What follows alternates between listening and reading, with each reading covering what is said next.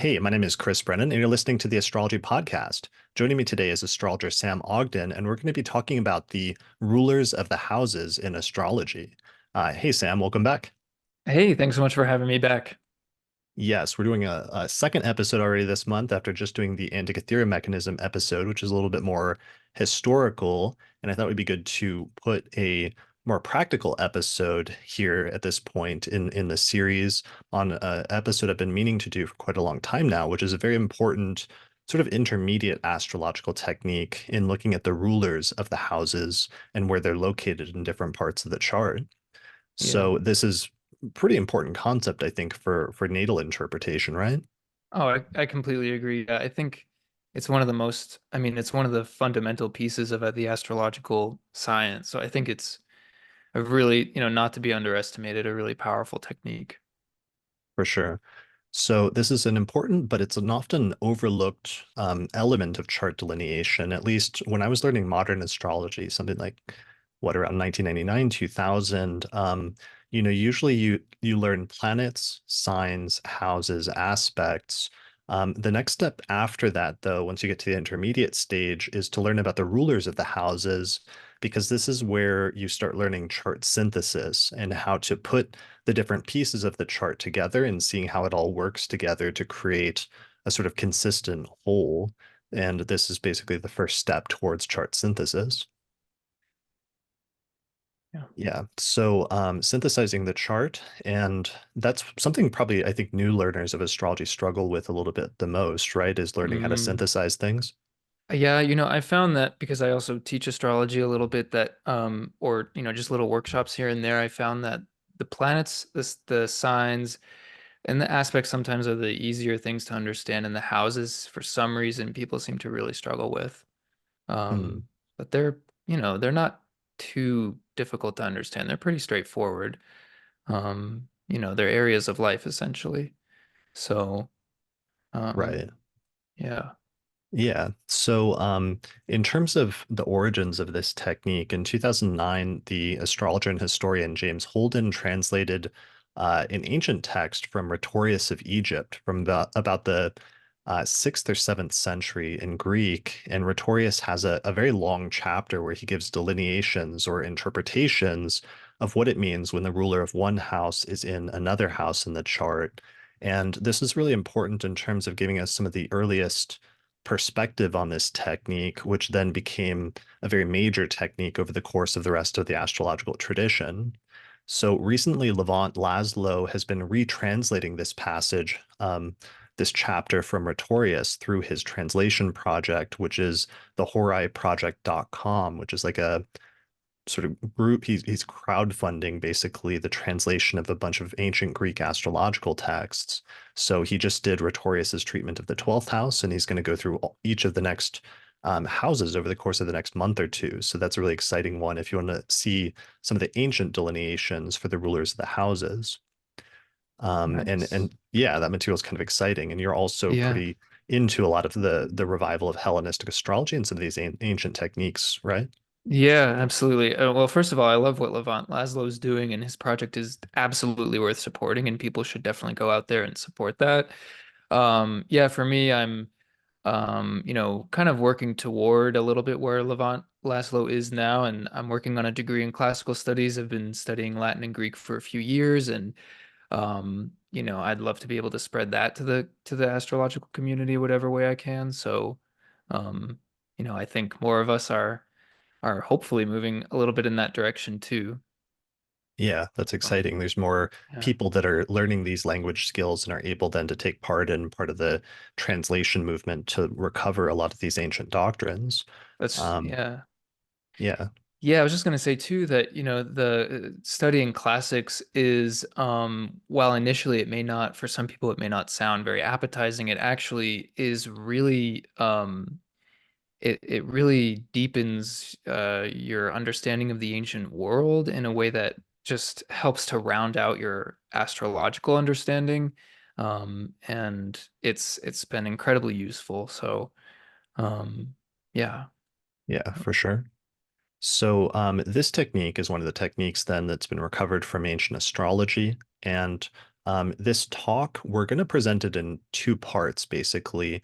In the first half of this, we're going to focus on learning how to interpret what it means when the ruler of one house in a chart is located in another house. Like, for example, when the ruler of the 10th house of career is in the fourth house of the home and living situation, or when the ruler of the seventh house of relationships is in the 10th house of career. What does that mean and how does it tie together different parts of the chart? So that's going to be the first part of this discussion, is just learning how to interpret the rulers of the houses. Then in the second part of this, we're going to get a little bit more advanced and we're going to talk about how to determine and how to time the activation of the rulers of the houses using an ancient timing technique known as annual profections. So I have a more extensive version of this lecture in my Hellenistic course where I go through each of the houses much more systematically and give a lot more example charts. But I've been meaning to do a smaller version of that here on the podcast because I'm trying to set things up for a new series where I go through each of the 12 houses and do like one full episode on the first house, one full episode on the second house, and so on and so forth, just like I did for the signs last year. But in order to do that, one precursor I needed is I need to introduce the concept of the rulers of the houses. So that's what we're doing here today. Nice. That's awesome. Yeah. All right. So let's introduce some basic concepts. So basic concept number one is we're going to be using the traditional rulership scheme. So this is a system for assigning each of the seven traditional quote unquote planets to one or two of the signs of the zodiac. So this is a symmetrical system where you basically assign the two luminaries, the two bodies or celestial bodies that give light to the two signs of the zodiac that follow the summer solstice in the northern hemisphere, which is during the hottest and brightest part of the year. So the moon is assigned to Cancer and the sun is assigned to Leo. After that, you then assign each of the visible planets based on their relative speed and distance from the sun. So Mercury, which never gets more than one sign away from the sun, is assigned to Virgo and Gemini, the two signs adjacent to the luminaries. Then Venus, which never gets more than two signs away from the sun before turning retrograde, is assigned to Taurus and Libra. Then Mars, which is the next furthest and slowest visible planet, is assigned to Scorpio and Aries. Then Jupiter is the next planet out, and it's assigned to Sagittarius and Pisces. And then finally, Saturn is the furthest and slowest of the visible planets, and it's assigned to the two signs opposite the two luminaries, which is Capricorn and Aquarius. So it creates this nice little symmetrical system, which is the basis of all ancient rulership schemes. And this is known as the domiciles of the planets because these signs were said to be where each of the planets has their home or their dwelling place. Nice. I think this will be my next tattoo. Yeah, that would be a pretty rad tattoo, actually. Yeah. If anybody already has a tattoo of that, like send it in because I'd like to see different designs. All right, so that's concept number one. Other concept number two that we need to use as a precursor is for the purpose of this talk, we're going to be using whole sign houses, which is the earliest and probably the most prevalent form of house division in Hellenistic astrology and in ancient Greek astrology, where all you have to do is determine what sign the ascendant is located in, and whatever sign that is, the entirety of that sign becomes the first house. And then the entirety of the next sign becomes the second house. The entirety of the sign after that becomes the third house, and so on and so forth. So there end up being 12 signs and 12 houses. And this is probably the reason that we have 12 houses in the first place, because they were originally meant to coincide with the signs. It doesn't matter how early or late the ascendant is located in your rising sign, but whatever sign it's located in, the entirety of that sign becomes the first house. So pretty simple and straightforward. I used to have to like explain this point or like belabor it because it was like a foreign concept to people, but I'm realizing that probably doesn't require as much belaboring at this point in like 2024, right? Well, you would think so, and I think maybe our bias is that we talk to astrologers a lot who, there's actually a professor at my school who's very interested in the history of science. And him and I've had, and he loves astrology. He doesn't really give any weight to it, but we talk about it a lot. And I actually wrote a whole paper for him, pretty much for him, just about house divisions and how all of that works, because he had the hardest time trying to figure out, how the whole sign house system actually works. And I don't know, for some people, I guess it's concept to understand once you've been maybe used to other kinds of house systems. Um, so, Sure. but Yeah. Well, I think yeah. for the purpose of this, we're going to be using that system. It's a simple system, but many of the principles can be applied to whatever system of house division a person uses or prefers to use. All right. So here is the basic concept that we need to introduce first off. And I'm going to show some bullet points here for those watching the video version.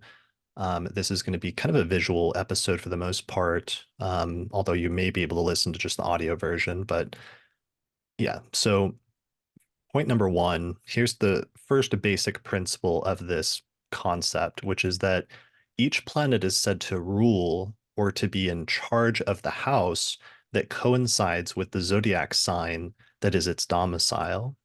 So I kept writing and like rewriting that this morning to try to distill that principle. But what I mean by that and how that works in practice is that, for example, if the zodiac sign Gemini is on the cusp or the beginning of the fifth house in a chart, then it means that Mercury, the ruler of that sign, becomes also the ruler of the fifth house in that particular chart. So, whatever sign of the zodiac coincides with a house, the planet that rules that sign then becomes the representative for that house in the birth chart. So, to give a couple of examples, um, for example, if the ascendant is in Leo, if Leo's rising, and therefore Aquarius is on the seventh house or the cusp or beginning of the seventh house, then that means the traditional ruler of that sign, which is Saturn, becomes the ruler of the seventh house of relationships. Or to give another example, if Taurus is rising, then Gemini will coincide with the second whole sign house, since it's the second sign from the rising sign. And therefore, the ruler or the domicile lord of that sign, which is Mercury of Gemini, becomes the ruler of the second house of finances. So that's the Mhm. initial technical concept, but what goes along with that as a corollary rule or secondary rule is then that the ruler of a house becomes the primary representative for the significations associated with that house in a birth chart. And this sets it up so that sometimes it can give planets additional significations in a particular chart that they would not otherwise have generally. So, for example, if Aquarius is on the cusp of the seventh house, then that means Saturn will take on the role of representing marriage and relationships, which are seventh house topics in this particular person's birth chart, even though Saturn is not naturally, in terms of its general significations, a planet that's associated with the topic of marriage. Does that make sense? Mhm. Yeah, definitely. So it's like they're like representing, they're like the indicator of that house. They're like indicating what that house, is somewhere else in the chart. So you have to find that sign, whatever sign, you can look at any sign in the chart and say, okay, what's the planet that rules that? And then where is that planet? And that planet will like be responsible, I guess is what you're saying for that area that it's coming from that it rules. Yeah, it's going to be responsible for the topics of the house that it's in charge of. So, Mm. if a planet rules a house, then it becomes the primary planet and representative of that house in a specific birth chart. Mhm. Yeah, that makes sense. All right. So, this brings up a number of other points when you're looking at the rulers of the different houses in a birth chart. So when you want to study a specific house topic, and by that I mean like let's say you want to study relationships, so you would look to the seventh house. One of the things that you should do as part of that process is you should look to see where the ruler of that house is placed in the chart. Um, because when a planet is placed in a house other than the one that it owns, it imports the topics of that house, the house that it rules, into the house that it is actually located in the chart. So what I mean by that is going back to our examples with, for example, a chart with Leo rising, Aquarius is on the cusp of the seventh house of relationships. So the ruler of that house, if you want to study relationships, you would look and see that because Aquarius is on the cusp of the seventh house, that means Saturn is the ruler of the seventh house of relationships. Therefore, it's not just in charge of the topic of relationships in the birth chart, but also you want to see what house Saturn then is located in. In this instance, Saturn is in Taurus, so it's in the 10th whole sign house, which is the place that has to do with career. And what that means then is it's going to import significations from the seventh house, which Saturn rules, into the 10th house, which Saturn is actually located in. And it's going to create a linkage then between what each of those houses or sectors of the chart mean. In this instance, it's going to create a link between relationships, which is the seventh house, and career, which is the 10th house. Yeah. So, And yeah, go ahead. does that make sense? Yeah, and I was just gonna say one thing that I remember hearing one time is that, and it makes perfect sense, is that like anyone who has Leo rising will have Aquarius at their seventh house. So anyone who has Leo rising, Saturn, their indicator for marriage, for relationships. But where that is in the chart, you know, change that may be different when you're born. Yeah, for sure. Where it's located as well as what the condition of that planet is, like what the condition of Saturn is. So, to give another Mm, example, if Taurus is rising and we want to study the person's finances, we would look to their second house of money and possessions.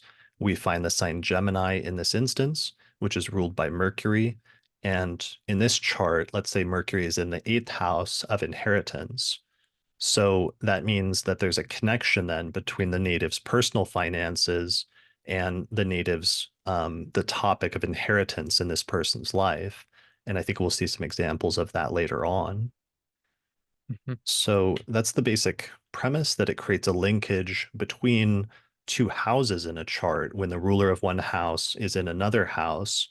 And one of the things that you need to do then is you have to synthesize the meanings of the house that the planet rules and the house that the planet is located in, like we were just doing in those two instances, where, for example, having the ruler of the second house of finances in the eighth house of inheritance may mean that at some point the native's finances will be significantly affected by having a large inheritance, especially if the planet is like well placed in the birth chart, or in the previous example with like the ruler of the seventh house of relationships and the 10th house of career, it may imply that there's something about the native's relationships and how they're tied in with the native's career. So perhaps they meet their future partner at like a work function or something like that, or through their work. yeah, or maybe their boss is their is their partner or something like that. Yeah, yeah, there's a lot of different potential scenarios for that, and it sets up what I call like archetypal scenarios where you have to figure out the core archetype of, for example, what we just said, like, ruler of seventh house of relationships and the 10th house of career. And that can mean something very broadly, that there's a connection most broadly between relationships and career. But then there's many different ways that that can work out in terms of specifics or particulars in an individual person's life. Mhm, So let's mention just a few of those real quick. Let's like spitball some scenarios. So you mentioned one that's like, somebody that has a relationship with a boss or with a superior. mhm, Another one could be that we have a native where the two people work together. So a native who works with their partner where they start a business together or something like that. Yeah, that could be too like a sixth, seventh house relationship. Too, like maybe the ruler of the sixth is in the seventh, or the ruler of the seventh is in the sixth. There might be like a work relationship with the partner in that sense. Um, One that I was just thinking of was the 10th and fourth house axis. There's often like connections between home and career with 10th, fourth house axis. So like the ruler of the fourth in the 10th, maybe your home is where you do your where you do your work, or if your 10th is in the fourth, it may have to do with, you know, real estate, or you work at home, where you live is where you do your work. So some really, yeah, that's one example. Yeah, for sure. So here's some examples that Rhetorius gives all the way back in the 6th or 7th century, and drawing on and compiling he's actually compiling delineations from much earlier in the tradition because this technique actually goes back at least to the 2nd or 1st century BCE. But Rhetorius was just one of the ones who really compiled it in a large fashion or in a semi-systematic fashion, and that's one of the reasons I like to mention him. So he has a section where he's talking about the ninth house, which he calls the place of foreign travel. And he associates the ninth house with foreign countries, with people that are from a foreign country than where the native was born, like relative to the native's birth and things like that. And then he goes through and he talks about some different meanings of when the rulers of the houses are connected with the ninth house. So, for example, he says when the ruler of the fourth house of the home and living situation is located in the ninth house of foreign travel, it means that the native will come to live in a foreign country. Or at least that's one of the basic delineations that he gives as a possibility for that placement. So that's pretty, straightforward, right? Like you can see Mm. the logic of it, that it's like the native will come to live, fourth house, in a foreign country, ninth house. Yeah, you see how like the direction that it's going. So we're going from the fourth house, which is where the ruler rules, and it's going to, another place in the chart. It's going to the place of foreign places, basically. Right. So it's like one way that can be conceptualized is that the house itself and the ruler of the house indicates the context. So in this context, when you're looking at the fourth house, the question is, where will the native live? Since the fourth house has to do with the home and living situation in a person's birth chart. And then the location of the ruler of the fourth house indicates the outcome, or it indicates the area where the context will be directed towards, or where the native will gravitate towards in terms of the context of that house. Where in this instance, we're talking about the ruler of the fourth house of the home being in the ninth house of foreign places, and therefore propensity for the native perhaps to gravitate towards that which is foreign when it comes to their home and living situation. Mhm. Yeah, definitely. That would be a pretty, oftentimes you'll see, or at least I've seen in charts and chart from clients, that there's a way in which like there are all these ways that we can modify planets, right? Like planetary condition and things like that. But before all of that, there's this like fundamental like establishing of the houses through the planets, and that you'll see in a person's life these things are really fundamentally like intertwined. Um yeah, at a really like baseline level. So Yeah, for sure. So two of the other delineations that Rhetorius gives, he says, when the ruler of the seventh house of relationships is in the ninth house of foreign travel, the native will be married to a person from a foreign country. So that's pretty, again, straightforward. And then elsewhere, he says that when the ruler of the eighth house of death and mortality is located in the ninth house of foreign places, that the native themselves may die in a foreign country, or that the end of their life may come about when the native is traveling abroad.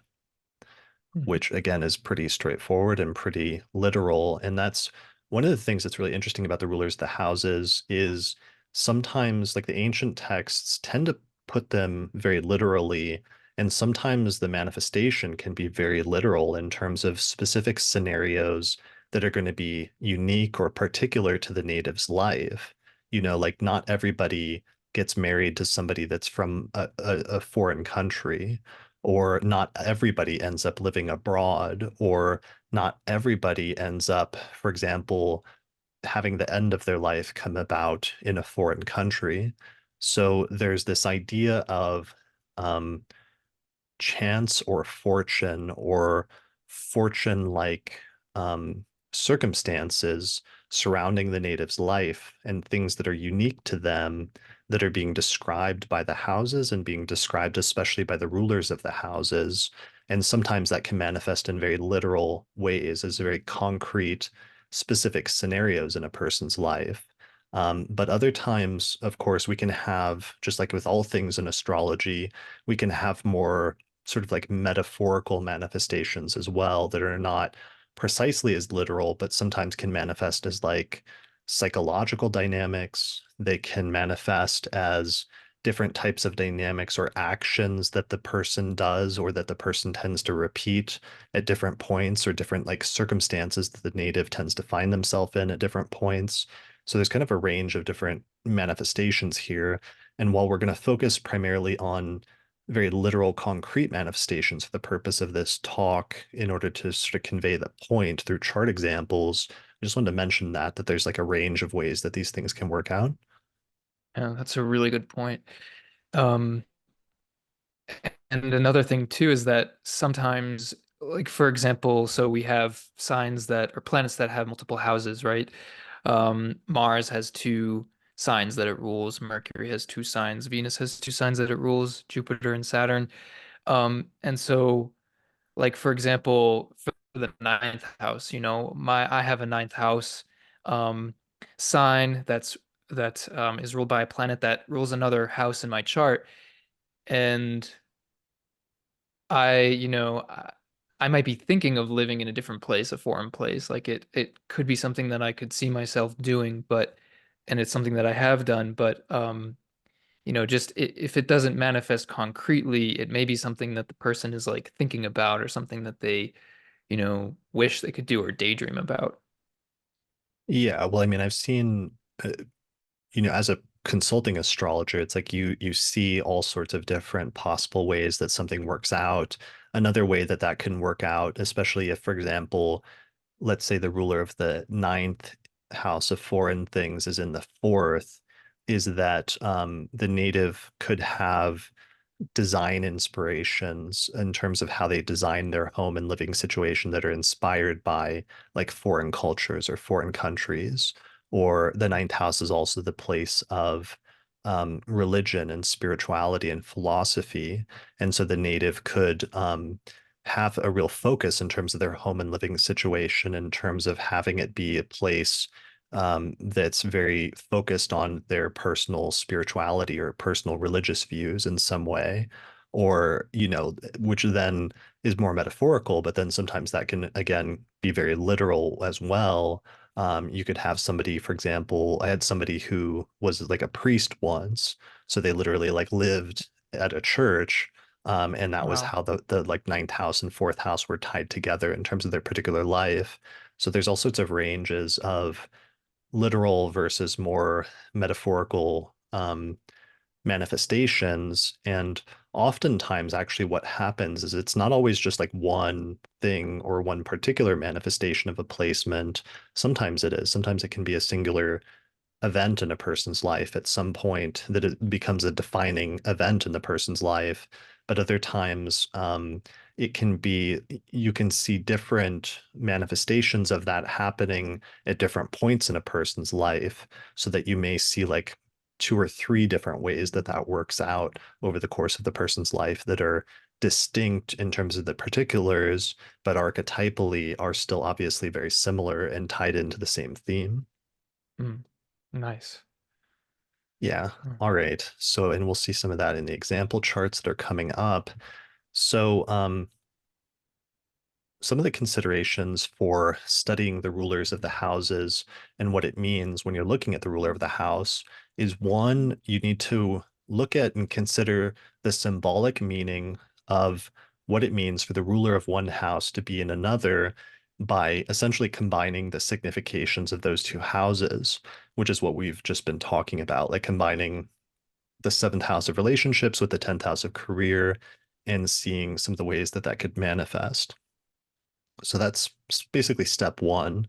Step two is, especially in the ancient text, there's a tendency to focus on determining fortunate or unfortunate circumstances that are being dictated by whether the ruler of one house is in a more positive house or in a more challenging house in a person's birth chart. And what I mean by that is, in ancient astrology, all of the first house of the rising sign was said to be the house that was most closely connected with the native and their both physical as well as mental and spiritual vitality in the birth chart. So the first house is like the most important house for the native because that's the sign of the zodiac that was rising over the eastern horizon, where the sun and the other stars emerge each day at some point during the day, or the sun emerges from the earth each day at the rising sign in the morning, and it is sort of like metaphorically reborn each day. And in the same way, you, the native, was born on a specific day at a specific time when you emerged into the world symbolically at that time. So that's why the rising sign is so important and so personally relevant to you. And then any house that is configured by a major aspect to the rising sign was said to be a good house that is supportive of the native's life and vitality. And that is like the third house, the fourth, fifth, seventh, ninth, 10th, and 11th. Whereas any house that doesn't make a major aspect, which is a conjunction, sextile, square, trine, or opposition with the first house, is said to be a bad house or is said to be a house where there's more challenging significations. So, like the sixth house, for example, is associated with illness sometimes. The eighth house can be associated with death and mortality, and the 12th house can be associated with loss or isolation. So, having the ruler of a house located in a good house is going to just generally speaking tend to indicate more fortunate outcomes for the significations of that house. Whereas sometimes having the ruler of a house in one of the bad houses can indicate more challenging outcomes when it comes to that house, um, generally speaking, although that can be modified based on different mitigating conditions as well as just the condition of the planet in that house. Yeah, I think that's the last part you just said is really good for anyone who's sort of new to this concept is that if you're new to this and you see that you have a planet in a quote unquote bad house, challenging house, like don't totally freak out. It may indicate some challenges, but there also may be some other things going on that are helping that planet. Um, so Yeah, for sure. One of the ones I'll mention just really briefly that I mention frequently on the podcast is just if a planet's located in a bad house, if it's configured to the degree of the midheaven within 3 degrees, or if it's configured to a planet in the 10th whole sign house within 3 degrees, then it will actually mitigate the condition of the planet in the bad house. And it will tend to indicate that that planet will manifest some of the more positive indications of that house rather than the more negative ones. So we don't have to get into that, but I just want to mention that briefly as one potential mitigating condition that I've talked about elsewhere. And that actually brings us to the third point, actually, which is the third thing you need to do when you're studying the rulers of the houses is really consider the condition of the ruler of the house as indicating the quality of the outcome. So this gets into all sorts of things surrounding planetary condition that we can't go into too extensively here, but there's different ways to determine if a planet is in a good condition in a birth chart or if a planet is in a more challenging condition in a birth chart. And that can really change the outcome in terms of how those house topics are experienced. So let's say, for example, that let's go back to one of our examples. I'm trying to think of like a non-problematic one because I keep going back to the ruler of the seventh house and the 10th house. So let's say that the condition of the planet is good, and maybe the person just like meets their spouse because they're both in the same field and they end up like working together and writing books together or doing, some of their most famous things together as a couple publicly. If the ruler of the seventh house is in the 10th house, and it's well placed in a positive way, let's say configured to benefics, that's a positive outcome versus let's say there's a scenario where the ruler of the seventh house is in the 10th house, but it's poorly placed. And let's say then there's a connection between the native having relationships with like a superior, but then it goes bad, or there's some negative thing that happens that's subjectively not experienced well on the part of the native. That would be like the difference between two scenarios and why it's important then to consider what the condition of the ruler of the house is, Mhm. Yeah, that's very important. Yeah, the ruler of the house condition is really key. for sure. All right, so here's a diagram. This is my classic diagram that gives the significations of the houses. We're not going to run through and like give all these again today because I've done full episodes in the past going through the significations of the houses. But you can like pause the video and look at this to look up some significations, or you can go and search for my videos on my YouTube channel titled The Significations of the Houses, and you'll find very extensive treatments where I've done full episodes on that. I did want to mention, were you able to see that diagram just now? This one with all the houses, their names and Yeah. significations. Yeah, yeah. Yeah. Yep. Sorry, it was just cutting out for a minute, so I wasn't sure. All right, so I Okay. did find recently there's this mnemonic device from the medieval tradition, which is this verse that just gave a single signification for each of the houses, and it was used to memorize them in medieval astrology, and it's given in Latin, but I thought it was really cool. My Latin pronunciation, I think, is probably worse than yours since you're focused on learning Latin and Greek right now. Do you think you could give it a shot in terms of reading the Latin? Yeah, sure. So the mnemonic verse on the houses: Vita lucrum fratres genitor nati valetudo uxor mors pietas regnum benefactaque encarcer. Nice. Which means roughly life, profit, brothers, father, children, health, wife, death, piety, kingship, good deeds, prison. So those are core signification of each of the houses in order from the first to the 12th. Obviously, there's some modifications to that. Obviously, there's some issues. It's written, only to refer to the father for the fourth house, but the fourth house is also the mother. It's basically like the parents. Or the seventh house, for example, this is written in the medieval period from the perspective of a man, but obviously the seventh house is just the marriage partner in general, not just the wife. Yeah, and there's other ones that can be expanded upon as well. The one for kingship, regnum, it also means like to rule, basically, because the 10th house is the place of one's career. But I thought kingship was like a good sort of translation of that one signification. Yeah, that's good. Kingship, rulership, reigning. Yeah, Yeah, power. Power power. was another major one. So yeah, a useful device to memorize and think of your significations of the houses. Yeah, so everyone go memorize that mnemonic device in Latin Exactly. Well, and you'll be golden. that'd be a cool tattoo, actually. That's even cooler than Yes. the other one, the domiciles. Yeah, and like a nice ancient script. Exactly. All right. Let's get into looking at some example charts. All right. So first example chart, one of my favorites is Steve Wozniak, who is one of the founders of Apple Computers, which is, this huge company. It's one of the biggest companies, if not the biggest company in the world today at this point in 2024.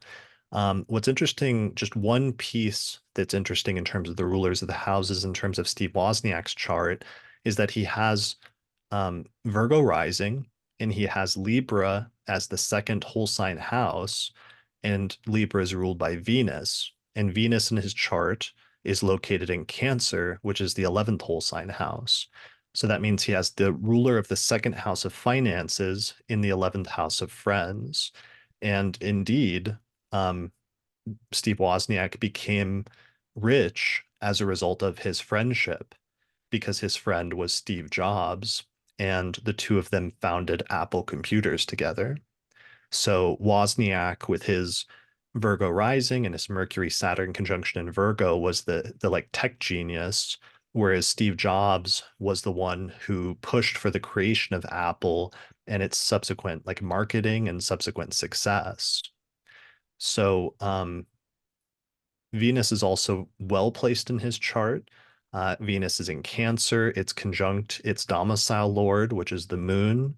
They're just barely separating from a conjunction. Venus has a superior sign-based trine from Jupiter in Pisces, which is overcoming Venus, which is super supportive and helpful. And also, Venus doesn't have any afflictions from either Saturn or from Mars. And by afflictions, I mean hard aspects like a square or a opposition or a conjunction. So, yeah, generally speaking, if we were to look at this birth chart and you don't know who it is, one of the most general statements you could make about this person's chart or this person's life is you could say there should be something about his finances that are connected with his friends. And if you said that, like if you said that in a consultation with this person, that would be stunningly correct and accurate, I think, in his instance, right? Hmm. Oh yeah, absolutely. And it's yeah, I mean it's one of the most we're doing one of the most like fundamental things in a chart, and it's just so powerful to see it come to life. Right. So, one of the general points to take away from this also is that through the houses, and especially through the rulers of the houses, you can actually see other people in the native's life, and sometimes the role that they play in relation to the native's fate and the native's destiny. So, in this instance, part of Steve Wozniak's fate or destiny was having this connection with this friend of his that he would go on to form this company with, and then that company would change the world, basically. Mhm. So really, yeah, there's a lot in this chart that's like, wow. Yeah, there's a bunch of I use this chart for a few different things, but so we'll stick to that for now. So that's an example of the second house and looking at the ruler of the second house. Um, did you have any, or let me give one more Mhm. and then I'll ask that. So here's a second example. So this is the birth chart of Maurizio Gucci, who was the grandson of the founder of the Gucci fashion empire. And what happened is that he, in the 1980s, when his father passed away, he inherited his father's half of the family business, and then became just wildly, obscenely wealthy as a result of that. And what's interesting in his chart is he has Cancer rising, and Libra is on the fourth house of the parents and the family and the father in particular. And so since Libra's on the fourth house, the ruler is Venus, and Venus is located in his chart in Leo, which is in the second house of finances. So he has the ruler of the second house, ruler of the fourth house of parents in the second house of finances. Additionally, since Leo is on the second house of finances, we look to see where the ruler is, and the ruler is the sun, which is in Libra, located in the fourth house of parents itself. So he has actually an exchange or a mutual reception, we might say, between the ruler of the second house of finances and the fourth house of parents, which shows an extremely strong connection between those two topics, which in his case was very much true. Mhm. Yeah, and this is the greater benefic too. Yeah, this is a night chart, so it's like Venus is the benefic that's of the second favor. or in other words, it's the most positive planet in the chart, and it's located there in the second house. So it's like a positive outcome. In the lots episode, the episode I did with Kira a couple months ago on the lot of fortune, we also pointed out in this chart that the lot of fortune is located in the fourth house and it's ruled by Venus. And in fortune houses, um, Venus, the ruler of the lot of fortune in the fourth house, is in the 11th house relative to the lot of fortune, which is Vedic Valens in the second century calls that the place of acquisition and says it's an indication for wealth. And yeah, basically he became very wealthy. So there's often multiple overlapping things that are happening in a chart that are indicating particular outcomes. And sometimes when there's a particularly important topic or theme in a person's life, you'll see multiple different ways that it's indicated in the person's chart, but the rulers of the houses is one access point for that. Hmm. Yeah. Uh, but you see how it's like tying together topics. So it's really this is why we're talking about like chart synthesis because it's really synthesizing and showing how different parts of a person's life can overlap or can come together. So here we've gone beyond just interpreting individual placements in isolation, and now we're really looking at how the chart, or we're starting to look at how the chart works together. Yeah, definitely. Yeah, so that's crucial. Did you have any second house examples? I can't remember. For the second house, not from the second house to another house, but in the second house I did. So maybe we'll we'll move on to the next one. Sure. Yeah, and I think you had a fourth house one, so maybe we'll move Yeah, I into have the a fourth fourth. house one. We'll do that. Okay, good. So let me, in that case, I'll move on to the third house. One of the things I want to say, we're gonna, Oh, Chris, I'm sorry. I do have a second house one. I'm sorry. I apologize. So there's Lord Byron actually. Do you have his chart handy? was he, well, he was the one that was best for the like fourth Oh, and for the the other eighth, one. right? Okay. Okay, yeah, let's do that one then. That was the one I was thinking of for the fourth. So let's save it Okay. for then. One of the things I wanted to mention is we're kind of skipping over the ruler of the first house, and we're doing that deliberately because the ruler of the fourth house, the ruler of the first house, and its placement in the chart is extremely important because that indicates something about the native's overall life direction and focus in life. And that kind of deserves a whole special treatment unto its own. I usually treat that as a whole separate, um, like 7 hour lecture, I think, in my course where I go through a bunch of examples. So that's kind of a special topic we'll save for another day, the ruler of the ascendant. So here we're going to focus primarily on the rulers of the other houses. All right. So third house examples. So who um, Ted Kennedy had Capricorn rising and Pisces on the third whole sign house. And Pisces traditionally is ruled by Jupiter, and Jupiter in his chart is located in Leo, where so Jupiter is located in the eighth house of death, and it's retrograde, and it has an opposition by sign from Mars in Aquarius. So he has that, but then also there's actually an exchange because the ruler of the eighth house of death is the sun, and the sun is located in Pisces in the third house of siblings. So Ted Kennedy, of course, was the brother of John F. Kennedy and Robert Kennedy, both of which were famously assassinated during the course of the 1960s.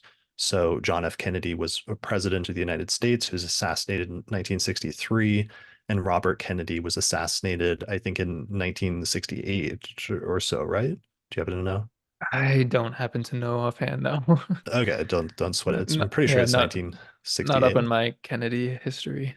All right. Well, you gotta get to work I on know. that, you know? I, So, but even aside from having two brothers assassinated, he also had a sister who died in an airplane crash, as well as actually another sister there where there's some problematic things with as well in terms of her status. But basically, generally speaking, we could just say that this person experienced the loss, the death of a sibling multiple times in his life, and that became part of his life story.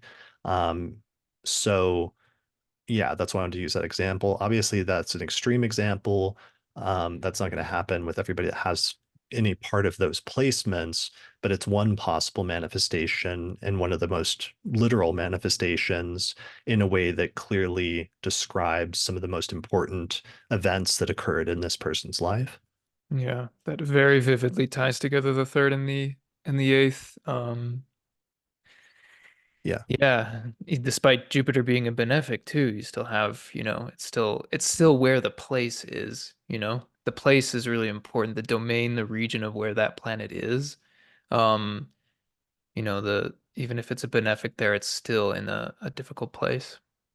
Yeah, well, it's like a benefic in Leo. It is a night chart, so Jupiter's not able to be as benefic as he would like to be otherwise. But, they still did become his two brother, like his first brother became president, and his second brother was actually in the process of running for the presidency when he was assassinated. So um, there's some positive things going on there that with especially the trine from Venus, but yeah, sometimes the house topics, it has to come up in some way. And especially sometimes when the ruler is in a more difficult house, sometimes the more difficult outcomes can be manifested. Mm. So that's a third house. Um, let's move on to the fourth house. So here's a one of my favorite fourth house examples is actually an astrologer. So this is a famous astrologer, Reinhold Eberton, who is the founder of the school of astrology known as cosmobiology that focuses a lot on midpoints and other things like that. But the fun, interesting fact about Reinhold Eberton, and he's the one that's the most famous in the English speaking world because his book was translated into English and ended up influencing a lot of generations of astrologers after the 1940s.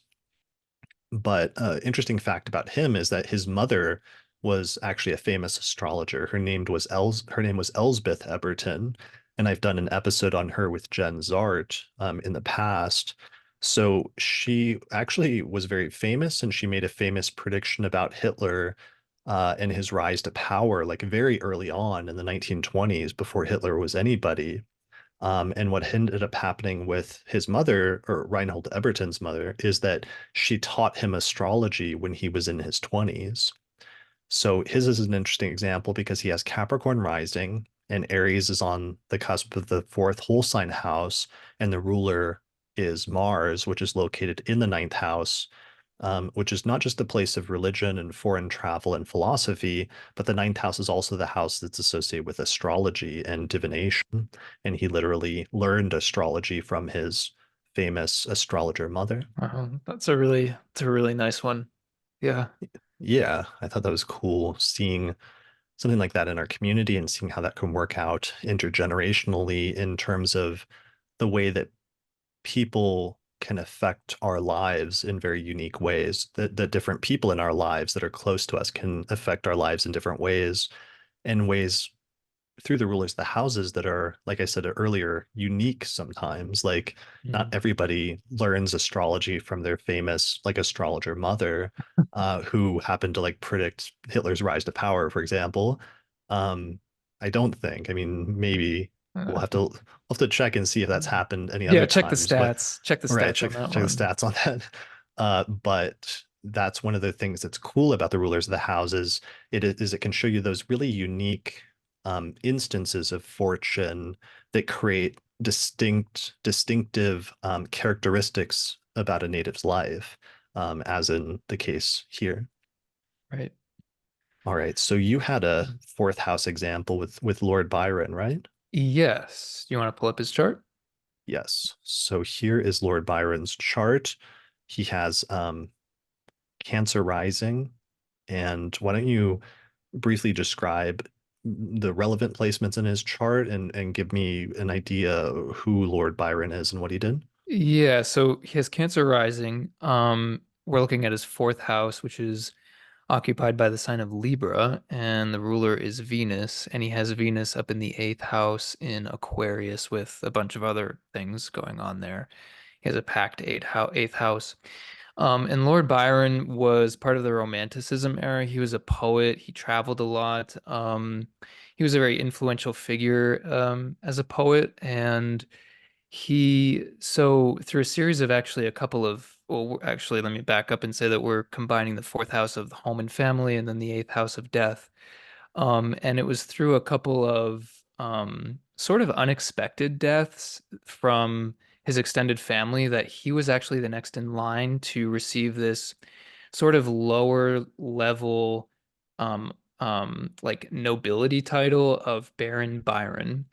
Hmm. And through that process, he was able to, well, it was sort of not a great situation. He inherited his father's debts, and which is also another signification of the eighth house is debts, inheritances.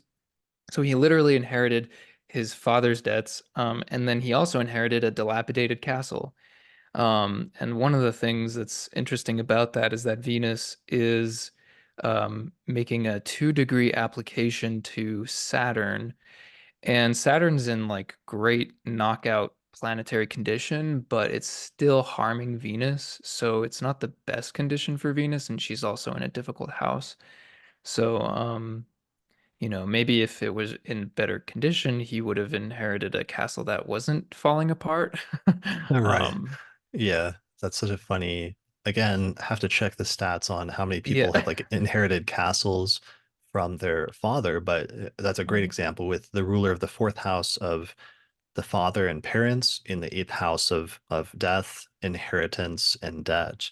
And Venus, it's a day chart, so it's not as bad as it could be, with Saturn being of the sect in favor and being tempered, but Venus is applying to a conjunction with Saturn in the eighth house. So there's both, on the one hand, the inheritance of something that's old, in this case, like a castle.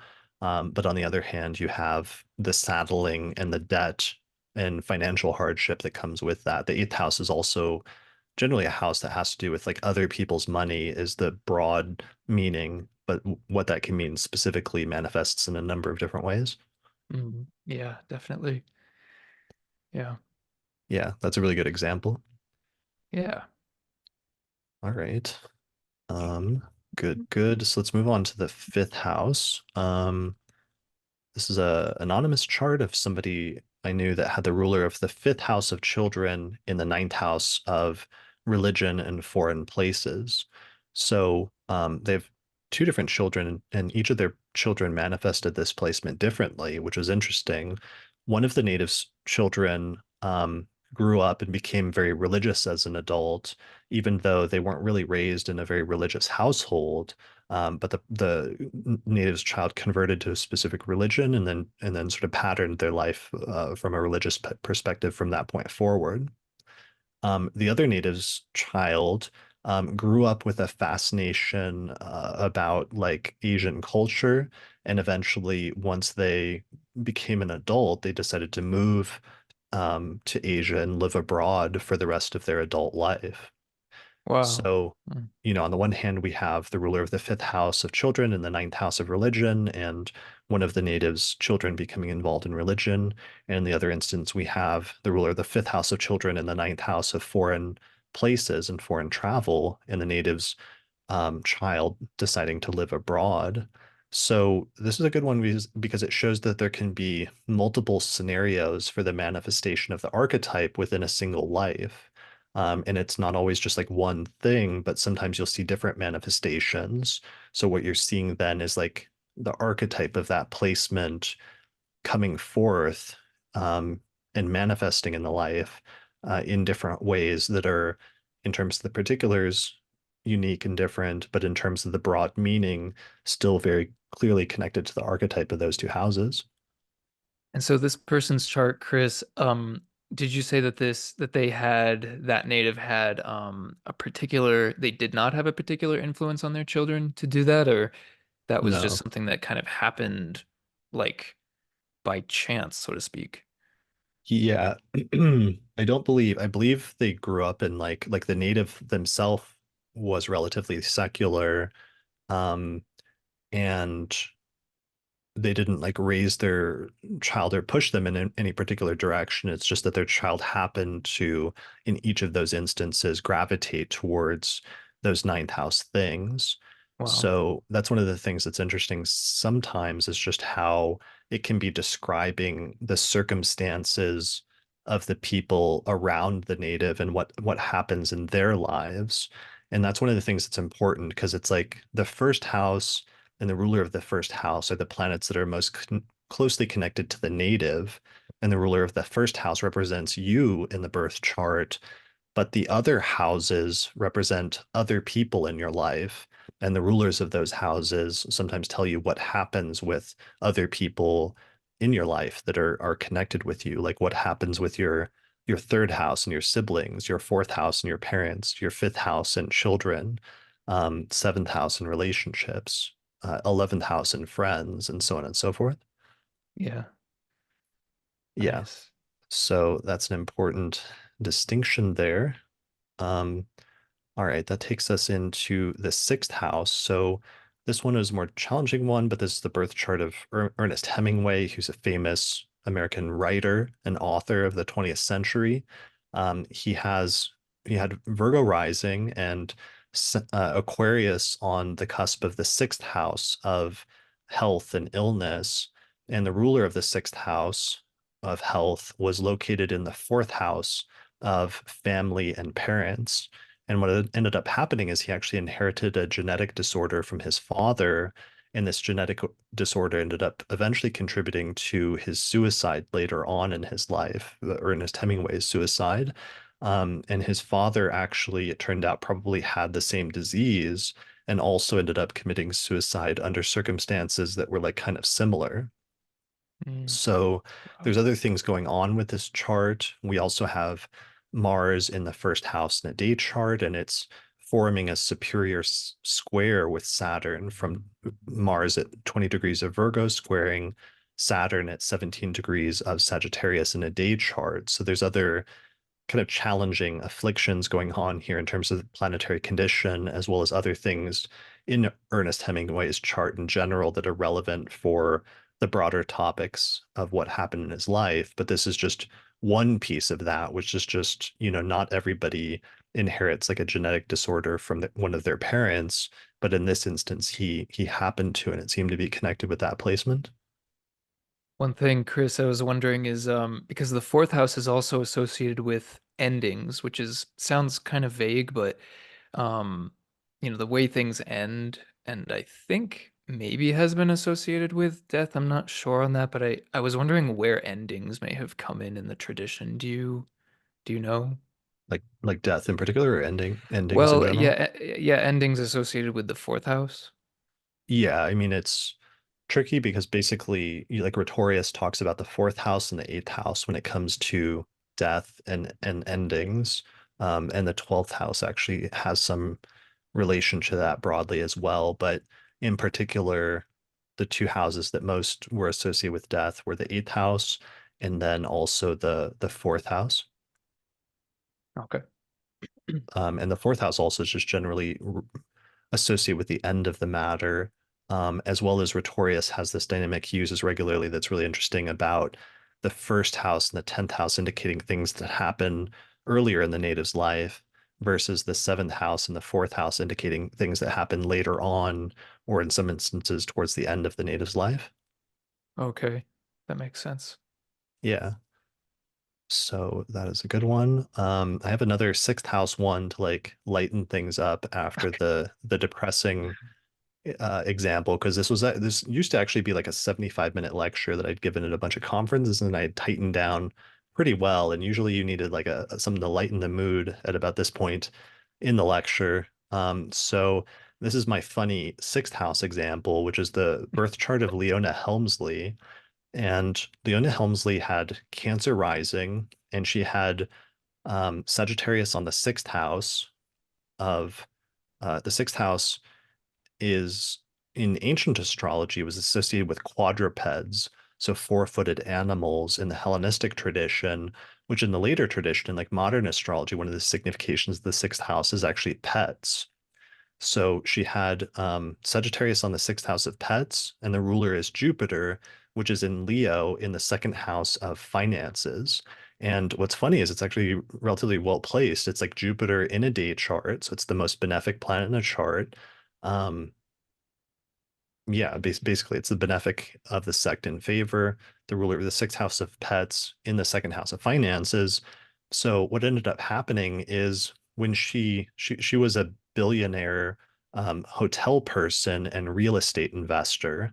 So she was worth just like tons and tons of money.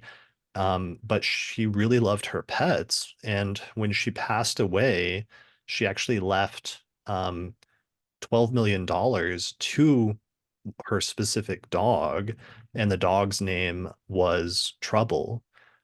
So basically, as soon as she died, like her dog became like the richest dog in the world, which was notable at the time in news. She also left an $8 billion trust for dogs in general and to help out animals in general because she was an animal lover.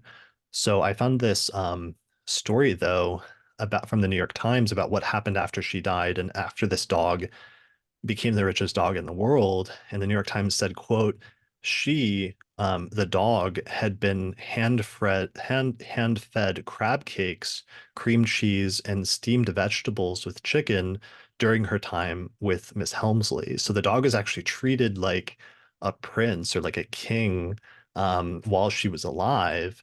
But then what's kind of funny and a little bit sad, like after she died, though, um, whoever was in charge basically began giving the food. It said the dog began dining on dog food from a can. So that the dog had gone from, quote, has gone from caviar to Alpo, the dog food. So, and what's funny about this is I was like, you know what? I have to look up the transits for this. What was going on in her chart to the ruler of the sixth house after she died? And it turns out that when she died, Saturn was actually transiting through Leo when Leona Helmsley died in August of 2007, which meant the ruler of the sixth house of pets in her chart was getting a Saturn transit, and the dog unfortunately had to go from like eating crab cakes and caviar to eating dog food. So it's having kind of rough transition despite becoming the richest dog in the world at that point. Yeah, I was just gonna say, like, what day is it? How often do you become the richest dog in the world? Exactly. And this is Like, the chart of your like owner, the person yeah. that was taking care of you. Wow. That's amazing. Do they know what happened with all the money? Because it sounds like whoever's taking care of the dog maybe like took some of that money. It's like just Yeah, I now mean, feeding the dog Alpo. I was actually thinking about that. I was like thinking about the logistics and the like ethics of that is like if she didn't leave a thing saying the dog had to be fed in a certain way. But then I also assume that wouldn't have been particularly good for the dog, I assume. So maybe they were trying to like actually care for the dog by giving it food that was probably better for its health. I don't know. We Yeah. don't have to get into a debate. I don't want to get No. into a I don't know if this is like a delicate territory and I'm going to get into like a flame war on Twitter over Yeah. the No, you ethics want to be careful.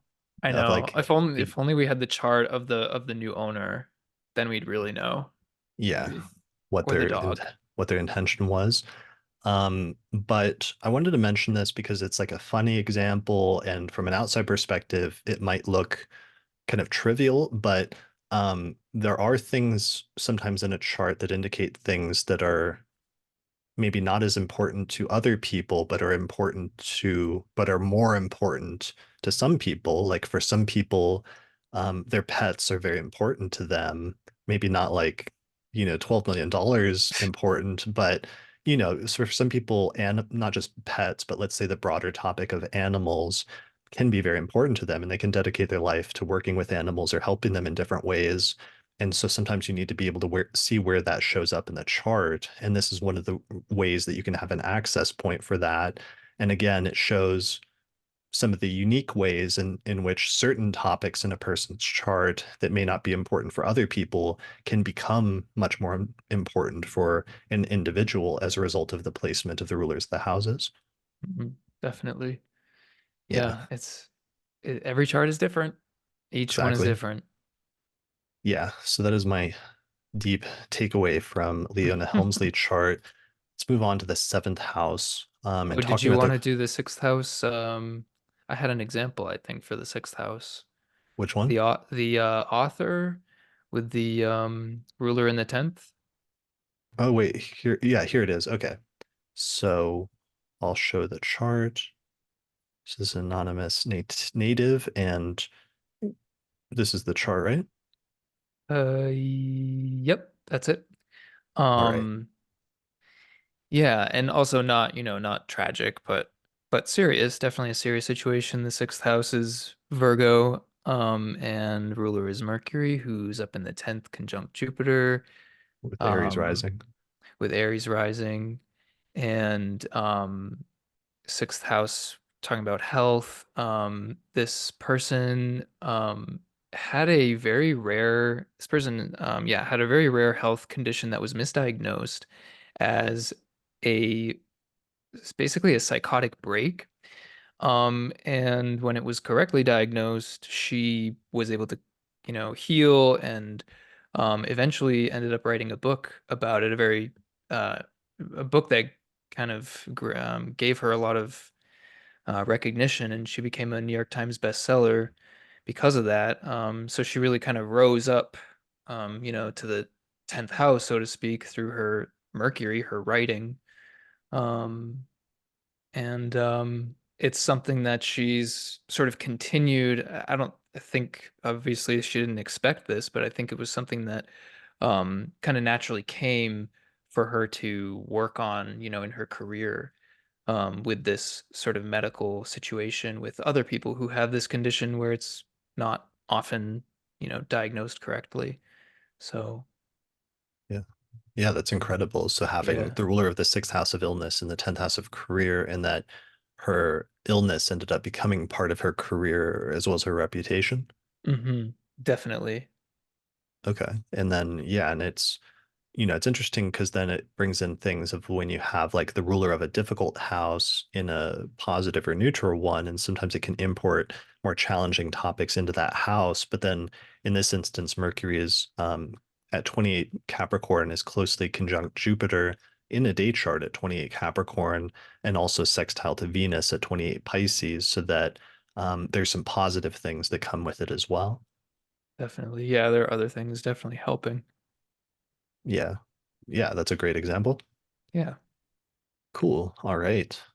Um, so with the seventh house, I didn't have charts to show, but I did want to just mention, like I've seen just a ton of examples of this. So I had one native, tying back things back in with Rhetorius, and what Rhetorius said. I know one person who um, met and married a partner when they were visiting a foreign country, and then they ended up moving to relocate there to live with them, to be with them. And they've been married for like I think over a decade now. So that's an example of, yeah, the ruler of the seventh house of marriage and partnership in the ninth house of foreign travel and foreign people and places. Hmm. I know another native, or I knew another native who had the ruler of the seventh house of partnership in the ninth house of foreign travel and education and divination and astrology. And they actually met their future partner in college.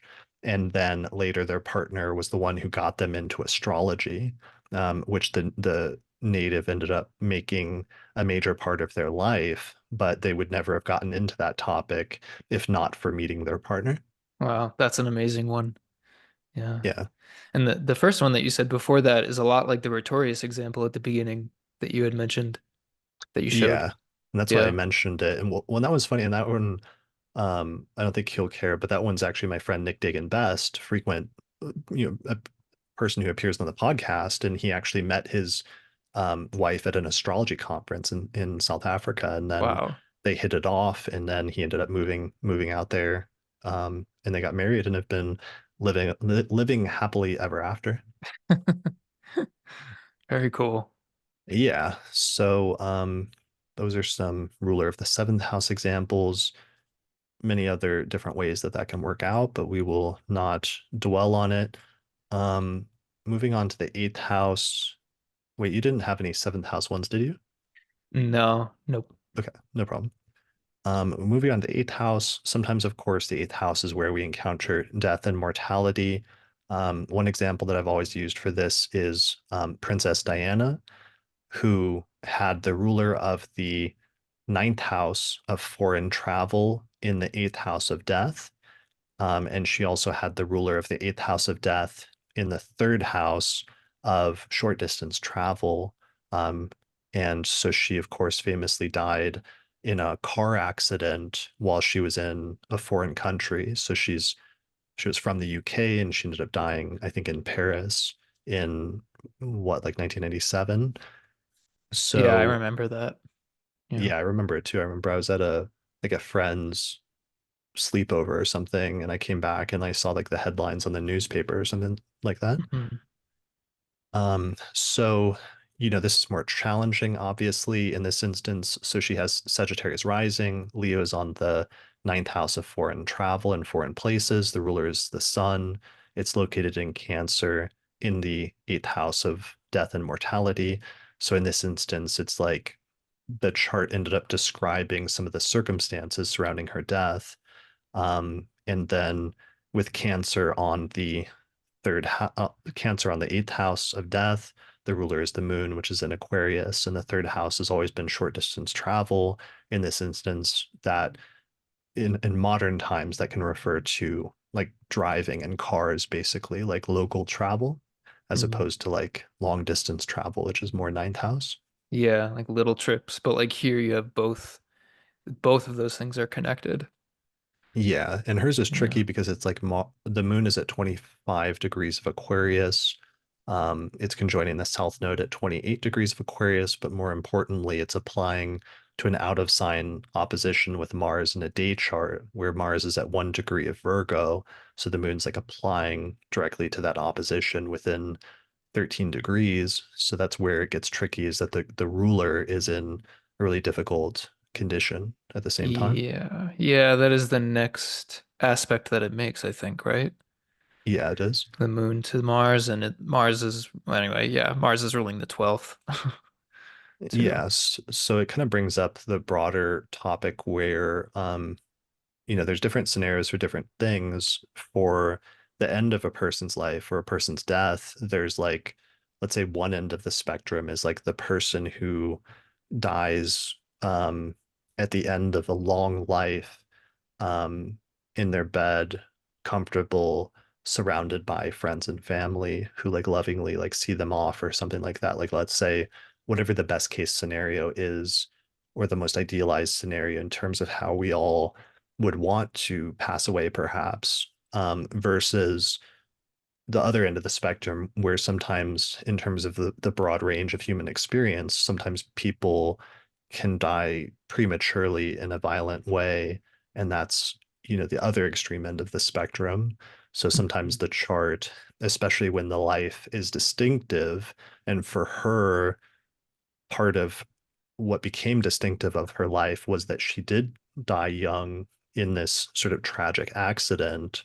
And sometimes that can be seen in the chart itself to the extent that that becomes part of what's distinctive about the native's life. Yeah, I've noticed too that, well, I mean, she had I think she also had some psychological, like personal challenges too, right? Did you hear about that or know about that? I mean, I don't know. I know a little bit. I'm not like a super. I have done, I guess, especially recently, like a surprising amount of work on the royal family and especially their eclipse connections. But yeah, I don't, because it's also tricky Yeah. sometimes when it comes to some of those things where I don't know, especially when different sides are like, when there's in her case, like a divorce that was like acrimonious and then different sides are dropping things. I don't really know. Hmm. But yeah, so maybe we'll leave it Yeah. at that. But just in Yeah. terms of the external circumstances that we know about, this is obviously one of the more defining events that happened in her life. Mhm. Um, all right, so that was an eighth house example. Your eighth house example was Lord Byron that connected the eighth and the fourth. Right. Okay. Eighth house stuff, I should mention, can also indicate like other people's money and It can be a financial house where sometimes you mentioned an example where there was like inheritance with Lord Byron. That can be a common, like positive eighth house manifestation is the native will have an inheritance at some point, or that in some instances that the inheritance will really affect their life and career in a major way that wouldn't have happened otherwise. I've seen other eighth house instances though where that topic of other people's money can be like something distinctive about the partner's finances in a positive or negative way. Or sometimes it can just be people who have a knack of having financial support that comes in through other people.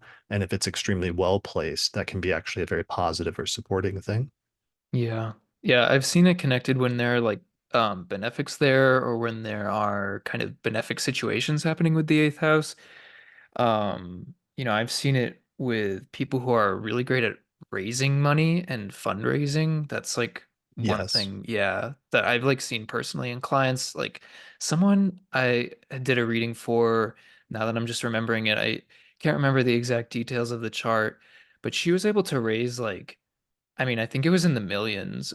It was really astounding how much money she was able to raise. And it's not like she was, a famous kind of person who had lots of connections, but she just, yeah, had a really like knockout eighth house. So that's one way too it can go. Yeah, for sure. I've seen that a bunch as well. All right, let's move on to we're gonna go to the ninth to the 10th house since we've already had a bunch of like ninth house examples, I feel like. So this is somebody that has Cancer rising. Aries is on the 10th house. The 10th house is associated with career.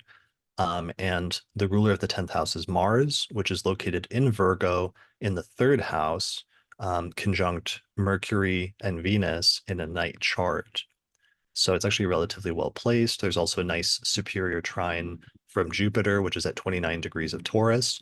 And the native's career has largely focused on education, especially children and younger people in high school or below.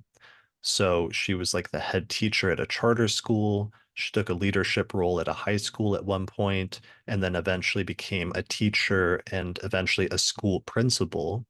And I thought this was really interesting because, especially in modern astrology, we tend to associate the third house with earlier forms of education, like grade school through high school, whereas the ninth house is associated with higher forms of education, like college.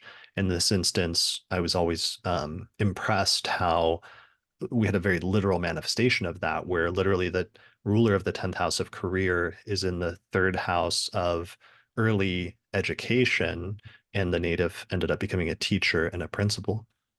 That's amazing. And this too is a really good example that sometimes we forget like the kinds of planets that are ruling these houses and the signs that are there, like head teacher, leadership role. These are really like Mars keywords. Mm, If it were Venus, maybe it would be like a fashion designer or something, I don't know, or like an interior designer, but yeah, or teaching a different kind of thing, but um, yeah, yeah, really nice way to tie in the Mars. that's a great point. And also just it's extremely well placed. This is an instance where it doesn't have any aspect. It's actually in aversion to and has no aspect to Saturn, which is the most difficult planet in a night chart. So it has no aspect to Saturn, which is actually a good thing in this instance because there's nothing hindering it. And then instead, it has lots of good things going for it, where Mercury, the ruler of the third house, is actually in its own sign in the third house itself. Venus is the most positive planet in the chart, and Venus is located in the third house. Jupiter is trining it from Taurus. There's just lots of very good things going on here in terms of the placements Mhm. and the different planetary conditions. Yeah, that Jupiter's amazing. Yeah, totally. Jupiter in Taurus in the 11th. Um, it does bring up a point. Maybe we need a brief digression about, what do you do when the ruler of a house is in its own house?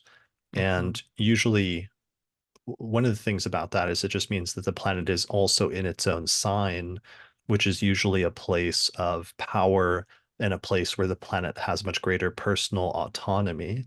So that can be typically a more positive indication or one positive indication for the status of that house. If the ruler of a house is in its own house, but it does make it a little bit trickier to delineate because then you don't have this easy like shortcut where you can look at, you know, what significations are being imported into a different house. You can, though, sometimes still focus on, um, for many of the visible planets, what is the other house that it rules, because then it'll be importing the significations of the other house that it rules into the house that it's located in. Yeah, definitely. So that was something we actually saw a lot in the Saturn return stories that we just did earlier this month when I did the Saturn return and Aquarius retrospective, where one of the things you pay attention to when you're looking at a person's Saturn return is what are the two houses that Saturn rules in the person's chart, because the topics of both of those houses will tend to come up during the course of the Saturn return. Mm. Yeah. Other example, 10th house example. Here's an example of a doctor and a person who became the head of a hospital.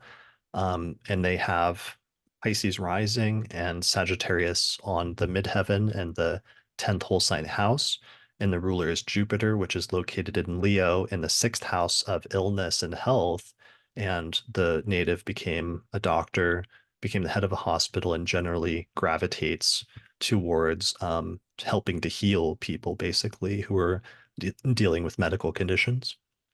Yeah, that's also an interesting one. I was kind of surprised when I saw this one that before we saw the example that I showed with the ruler of the sixth going to the 10th, so from a bad house to a good house, here's the Mhm. reverse, good house to a bad house, but still um, you know, something really, I guess, powerful and beneficial. Yeah, well, one of the things, one of the tricks is that sometimes when a person has like an important planet in one of the bad houses, if it's relatively well placed in that house, what'll end up happening is the person will end up helping people who are themselves in a difficult situation. So, for example, in this case, we have an extremely well placed, it's actually a very well placed Jupiter because it's Jupiter in the sixth house of illness, which is one of the bad houses. But um, you'll notice that it's at 26 degrees of Leo, and it's actually trining the degree of the midheaven within 3 degrees. So it has that classic mitigating factor of having a close aspect within 3 degrees, in this case, a trine, which is helping to boost and helping to pull that Jupiter out of its otherwise challenging condition or inauspicious condition, which comes about partially because it's not as active in the sixth house, which is a declining house where it's falling away from one of the angular houses, in this case, the seventh. It also has a superior square, which is overcoming or also referred to in the Hellenistic tradition as domination from Venus in a night chart, which is overcoming Jupiter by a superior sign-based square, which is a major condition of bonification that's making Jupiter better and making Jupiter more happy. Mhm. So, but that's a important point. I'm glad you brought that up, that sometimes it's just that when a person has a well-placed ruler of a planet, well-placed ruler in a difficult house, it indicates that they end up helping or doing sort of like charity work in some instances for people who are themselves in a difficult situation. I see that Mhm. sometimes in like the eighth house, and you'll have a person that if it's well placed, it could be part of their career. So I've had a client who was like a mortician. So they're literally like helping people who are, burying their loved ones and trying to do that in the best or most respectful manner that they can. Or in other instances, I've seen lots of people that were like accountants that had heavy eighth house placements because they're dealing with other people's money. Wow. Yeah. Yeah. So good to keep in mind. One other funny example, this is where, I like to sprinkle in the funny examples from time to time here because I'm pretty funny guy. I think everyone agrees. Um, Evil Knievel was an example of a time birth chart I have, and he was a famous American daredevil that would do these like death-defying stunts, like, you know, jumping a motorcycle over like a bunch of flaming cars or stuff like that, like the archetypal like risk-taking person who risks their life as part of their career. What's interesting, he had Aquarius rising, he had Scorpio on the 10th whole sign house, and the ruler of the 10th house of career was Mars, which is located in Virgo in the 8th house of death. And this guy literally, like his entire career was doing death-defying stunts and like, coming very near to death, um, but never actually dying of it. And then becoming very famous or becoming very notable and developing his reputation as part of that, which is the other part of the 10th house, is it's the most visible part of the chart. So it represents um, our public life and what we're known for. Yeah, and I'm just noticing too that before you mentioned in another chart the place of acquisition by Valens, and this is also Mars is in the place of acquisition here, right? Yeah, Um, because a lot of fortunes in Scorpio in the 10th. And so yeah. the 11th house from fortune is Virgo, where Mars itself is located. That's a great point. He also has other stuff. Like I use him as a ruler of the ascendant example because the ruler of his ascendant is like Saturn in the third house of short distance travel. And that, is very relevant in terms of like jumping motorcycles. Um, but yeah, so that's my other example because you just get some funny stuff. And this is something every astrologer needs to do is you need to build up a database of charts so that you can research stuff like this. And especially it's one of the things I really love about having solar fire, for example, is once I got solar fires, you can start saving charts and especially saving time charts that you know are reliable. And then you can use its search feature to just like search, show me all charts that have the ruler of the 10th house of career and the ninth house of death. And it'll just tell you in like a second, like all the charts that have that. And you can like look through those charts and start to see the patterns and the different things involved. And that was a really crucial thing for me. It has been over the years in terms of doing my research. Yeah. Yeah, and in there I think you too can use like they have their own existing database of charts that you can like add to your own database if you want. So you can add charts of your own and then, you know, use their existing database. So it's a very powerful tool. Yeah. The Yeah, and astro.com and database is also really good for researching. yeah, and they do have charts that are built into it, but one of the things I recommend doing is building your own database of charts that have reliable data. Because one of the things, of course, that's very important for this technique of studying the rulers of the houses is you need the ascendant and the rising sign to be correct. So I have a whole chart database that I started building up a long time ago where it's only charts that I've checked out like the birth time and I know that the birth time's reasonably correct. That way I know I'm working with reliable charts for that entire database. Whereas sometimes if you go to like AstroDeans and you go to Astro Databank and look up the data, sometimes you can see that there's like no birth time that's known, or there can be conflicting data about the birth time, so it might not be reliable. Um, and the other thing is also building up your own database, because one of the things you want to do is build up a database of charts of people that you know as well and their birth times, because even if they're not famous, you can learn a lot from studying the lives of people around you. And that becomes hugely crucial as well. Hmm. Yeah. Very, very good words of wisdom there. Yeah. Yes. All right. Um, I want to take just a little bit of a break and then we'll come right back. If you appreciate the work I'm doing here on the podcast and you'd like to find a way to support it, then consider becoming a patron through my page on patreon.com. In exchange, you'll get access to some great subscriber benefits, including early access to new episodes, the ability to attend the live recording of the forecast each month, our monthly auspicious elections podcast, which is only available to patrons, a whole exclusive podcast series called the Casual Astrology Podcast, or you can even get your name listed in the credits. You can find out more information at patreon.com/astrologypodcast. All right, we're back from a break. So let's continue with the 11th house. So one of my favorite charts for this is the birth chart of Eleanor Roosevelt, who had Sagittarius rising, and Virgo is the 10th whole sign house, and it's ruled by Mercury, which is in the 11th whole sign house, the place of friends and groups and alliances, and it's conjunct the degree of the midheaven, which is importing 10th house topics into the 11th house. And then interestingly, the ruler of the 11th house itself of friends and groups is Venus, and Venus is located in Virgo in the 10th house. So she has this very strong connection between her 10th house of career and her 11th house of friends and groups. And how that manifested in her life is she was very focused on social issues and social reform movements. So she was the First Lady of the United States. She was the wife of US President Franklin Delano Roosevelt in the 1930s and 40s. And she ended up being involved in and becoming a leader of the progressive movement. She ended up really pushing for the New Deal, which created some social support for people during the Great Depression. She was involved in the women's rights movement during that time frame. She was involved in the civil rights movement in the US. And also, she was very involved in the creation of the United Nations in the 1940s and early 50s.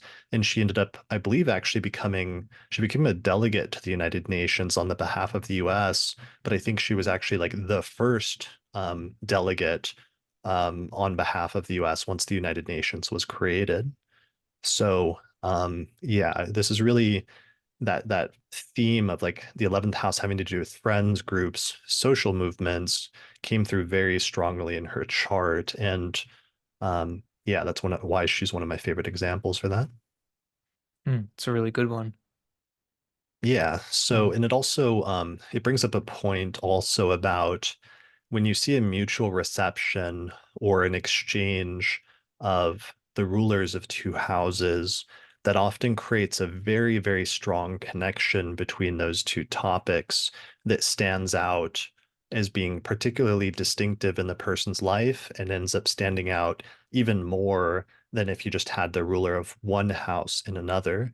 If you have as in this instance, if you have both, if you have the ruler of one house and another, and then the ruler of that other house in the first house, in this case, the ruler of the 10th and the 11th, and then the ruler of the 11th and the 10th, um, the topics just always really stand out as being super important in that person's life, way more than in other people's lives. And we've actually already seen a few examples of that in other earlier examples, like um, Maurizio Gucci, where we saw mutual reception between the ruler of the fourth and the second, and the strong connection between finances and the parents in his chart, or even like Ted Kennedy, who had a exchange of signs or sort of roughly a mutual, what I would call a mutual reception between the ruler of the third house of siblings and the eighth house of death and mortality, and having lost multiple siblings during the course of his life. Yeah, that's a trick and an important interpretive principle I've learned over the years. That's very, very crucial. yeah, I'm really glad that you said that because I've sort of had a hard time myself understanding mutual reception. Like I understand it conceptually, but just the way that you said that just now, that that's really tying those two planets together in a really impactful way. Um, that seems to click. And that makes a lot of sense. And yeah. Yeah, and I did a previous episode of the Astrology podcast, which is a lecture on reception that people can check out for that. I do have my own particular definitions of reception where I think even just two planets exchanging signs and exchanging houses, even if they're not aspecting each other, it still creates a very strong connection between those two houses because they've basically, it's like two people that have moved into each other's homes, so they become like Mm, interconnected in that way. mm. Um, yeah, I think that's very important. It's something I just see come up over and over again when I do research on the rulers of the houses. Yeah, all right. Yeah. And then 12th house, you had a really good 12th house example with Frida Kahlo, didn't you? Yeah, and I did have an 11th house example too, but I don't know if you wanted to do that one now or after with Yeah, let's do your Harvey 11th Milk. house example. That was a great one. S- Yeah. So this is the birth chart of Harvey Milk. Do you want to describe it briefly for the audio listeners? Sure. So he's Harvey Milk. He has a Aquarius ascendant, and we're looking at his 11th house, which is occupied by Sagittarius, and 11th house of friends, groups, alliances, also social movements, really strong social house. So Sagittarius ruled by Jupiter, and Jupiter is in the fifth house of you know, basically it's creative self-expression, but how else would you classify this here, I think the Chris? it's like the fifth house was originally associated with children and with Hmm. procreation, but it was also the fifth house was said to be the place of good fortune, and it was associated with Venus, and by extension of being associated with children, as well as good fortune and positive things, it also came to be associated with like sex and sexuality as well. And I Right. think that's a pretty solid signification that's pretty reliable is that the fifth house has to do with sex and sexuality in a person's life. Right. And that's hugely tied to his 11th house of his social vision, or his rather his vision for society is to basically ban discrimination against sexuality. So you really see the workings of the 11th house ruler operating through the realm of sexuality. So could you describe, like, imagine you're explaining to somebody from a foreign country that doesn't know who Harvey Milk is, like what his story was Mhm. briefly? Yeah, so I would say that he was basically an icon for the LGBTQ community, and he worked in policy trying to push for acceptance of the LGBTQ community. And he was based in either born or based in, I think he was based in San Francisco. I should know that, but Yeah, and eventually didn't he also like run for office? yeah, I wish I had seen that film about him, but I don't know what position he actually ran for. Hmm. Okay. Yeah, so that's really important though that he was very involved in um the civil rights movement and pushing for civil rights um for gay and lesbian and queer people in order to not have like restrictive or oppressive laws, which there still were, because this is like the 19 what 70s, I think, time frame roughly. Yeah, yeah, I thought it was like 60s, maybe it was the 70s. And another thing about that chart I just noticed was that um like when you have a planet that occupy or rules the house that it's opposite to, it's usually in its detriment. So there was Jupiter and its detriment in Gemini. And Yeah, he was also considered like a martyr for the LGBT community. right, because he ended up being like assassinated for Yeah, the work that he did, right? right, right. Um, So I'm just pulling up the Wikipedia page. So it says, um, actually, let me and I feel share it. terrible as part of the LGBTQ community. I should know this. Like Sorry, buddy, I'm you've really lost failing. I've lost my card. your Yeah. LGBT card after Okay. today. That's all right. What happens to the best of us? So Harvey Milk, Wikipedia, 1930 through 1978, was an American politician and the first openly gay man to be elected to public office in California as a member of the San Francisco Board of Supervisors. Milk was born and raised in New York, where he acknowledged his homosexuality as an adolescent, but chose to pursue sexual relationships with secrecy and discretion well into his adult years. His experience in the counterculture of the 1960s caused him to shed many of his conservative views about individual freedom and expression of sexuality. Um, yeah, so I think that's, the core thing. And one of the things that's important to mention in his chart is it's not just the 11th house, but I noticed that the degree of his midheaven was actually in Sagittarius, so that Jupiter is not just the ruler Mm, of his 11th whole sign house of friends and groups and social movements, but it's also the ruler of the degree of his midheaven. And the degree of the midheaven, when it's in a whole sign house other than the 10th, it imports 10th house topics into whatever whole sign house it falls, so that there's a doubling up of the topics. So that creates a doubling up of like friends and groups and social movements with career and reputation and social standing. And so that Jupiter becomes tied in with or becomes part of that in its placement in the fifth house of sex and sexuality. Yeah, that's a really good point. Definitely. Yeah. So and then you made the point about it also being in the place of its, since Jupiter is opposite Sagittarius, it's in the place of its detriment or anti-domicile or exile. Um, I had come up with another term. I'd been kicking around for that, but I can't remember it right now. Mhm. But because Jupiter is in the place that's as far away from its domicile, which is Sagittarius, as far away from home essentially as it can get. Sometimes planets in detriment have this feeling of being out of place, or being, um, in a place that's foreign to what they're familiar with or foreign to what's comfortable to them.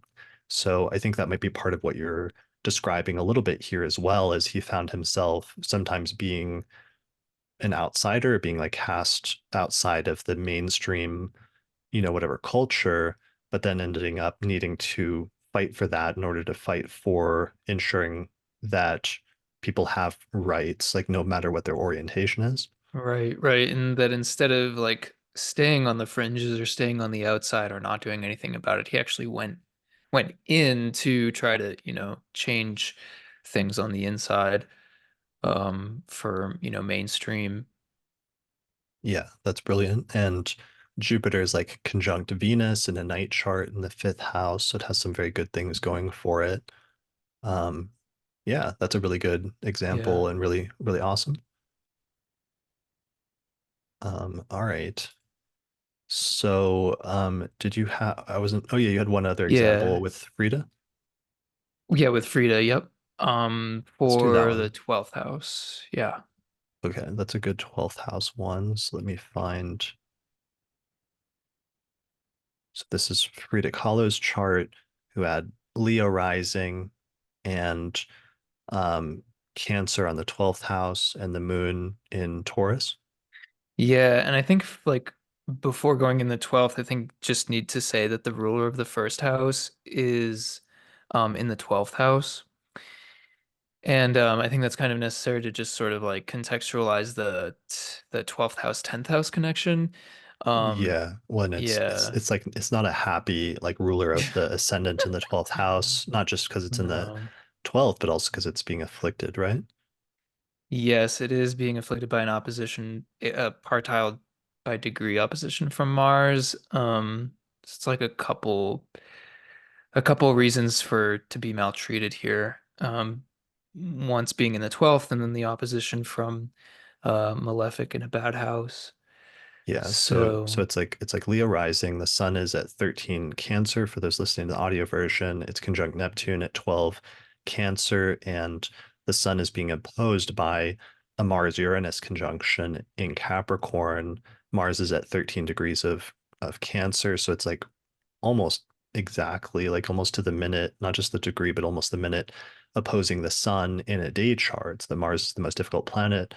This Mars Uranus conjunction is this in the sixth house, which relates not just to illness, but also to injuries. The sixth house is also the place of injuries in ancient astrology, and with that, that actually and the first house and the ruler of the first house often relates to the person's body and physical vitality, and that came up in a really distinctive way in her life very early on, right? yeah, when she was 18, which I think is the year, I mean, this is a little bit of a tangent on a side, but I think when you're 18, that's your sun year in one of the ancient timing techniques. I'm completely blanking on which one it is, but anyway, yeah, when she was 18, she was in tragic, pretty intense, serious tram accident, um, where I think her spine and the sun, I believe, is connected to the spine in medical astrology, and Leo as well, the spine. But her spine, I think, was like pierced by something in the bus. Um, and so it was a really serious accident, and it left her bedridden for I think a few months, and later in life it meant a lot of surgeries that she had to have. So she was really affected badly by that accident. But it was during her time while she was bedridden and uh, confined to this bed right after the accident that she actually started to make artwork and she started to paint. Um, and of course, we know that her artwork, eventually became the most influential and iconic work of the 20th century, and herself as a figure too. One of the most influential people in that period. And her so the ruler of her sun being in Cancer, the ruler is the moon, and the moon is in the 10th house of career. So we see the ruler of the 12th being like isolation and loss, confinement, and it's really like a tragic house sometimes. And for her, it was the ruler of that being in the 10th house of career and her reputation. And it was a lot of most of the time through her art that she was able to really cope with the negative effects of her health, her surgeries, the difficulties of her body. And the moon also rules the body as a significator. So, um, yeah, it really shows up strong in her 10th house. Yeah, that's a really good example. And so this draws out some of the 12th house stuff like we'd read in that Latin um, verse earlier where it said the 12th house in prisons. Sometimes the 12th house can literally indicate um, prison or places of confinement, but also more broadly, it can indicate when a person is confined or stuck in a certain place against their will. That can be like a 12th house experience. The 12th house can also represent modern astrology, like hospitals and other things like that.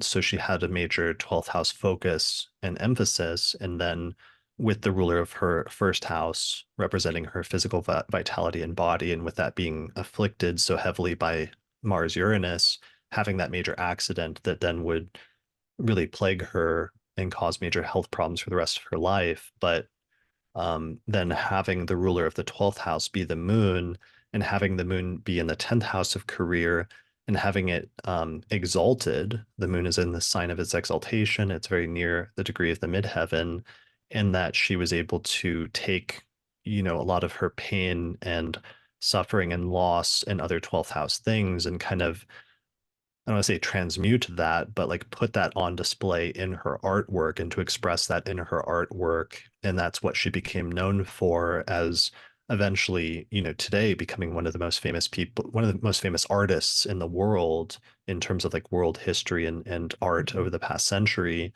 And that in her art, she often expresses some of the pain and some of the things she was struggling with in terms of her health issues and different things that were related to that, including miscarriages and other things like that. Hmm.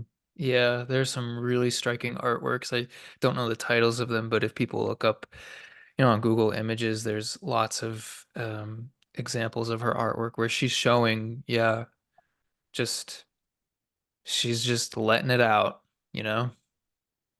Yeah. So, and she would end up being like bedridden at different points in her life, but continuing to paint and produce things.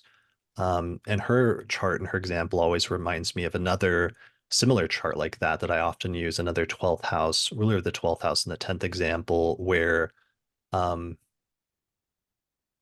it's the chart of Galileo, actually. Let me actually pull that up.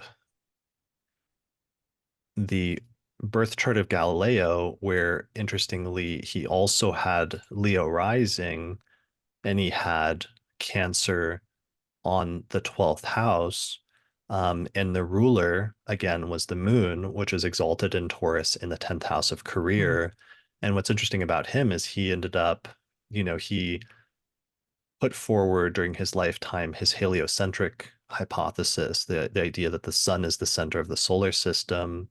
And this ended up getting him in trouble with the Catholic Church. And eventually, at one point in his life, um, he was put on trial and he was condemned. and they ended up putting him under house arrest so that he couldn't leave his home, and he was basically imprisoned essentially at home. But during that period of imprisonment, he ended up still doing some of his most important work at that time. So I see a real sort of archetypal similarity there between those two people, between Frida and Galileo, both of them having that connection with the ruler of the 12th and the 10th. That's such a good connection, yeah, to those two charts.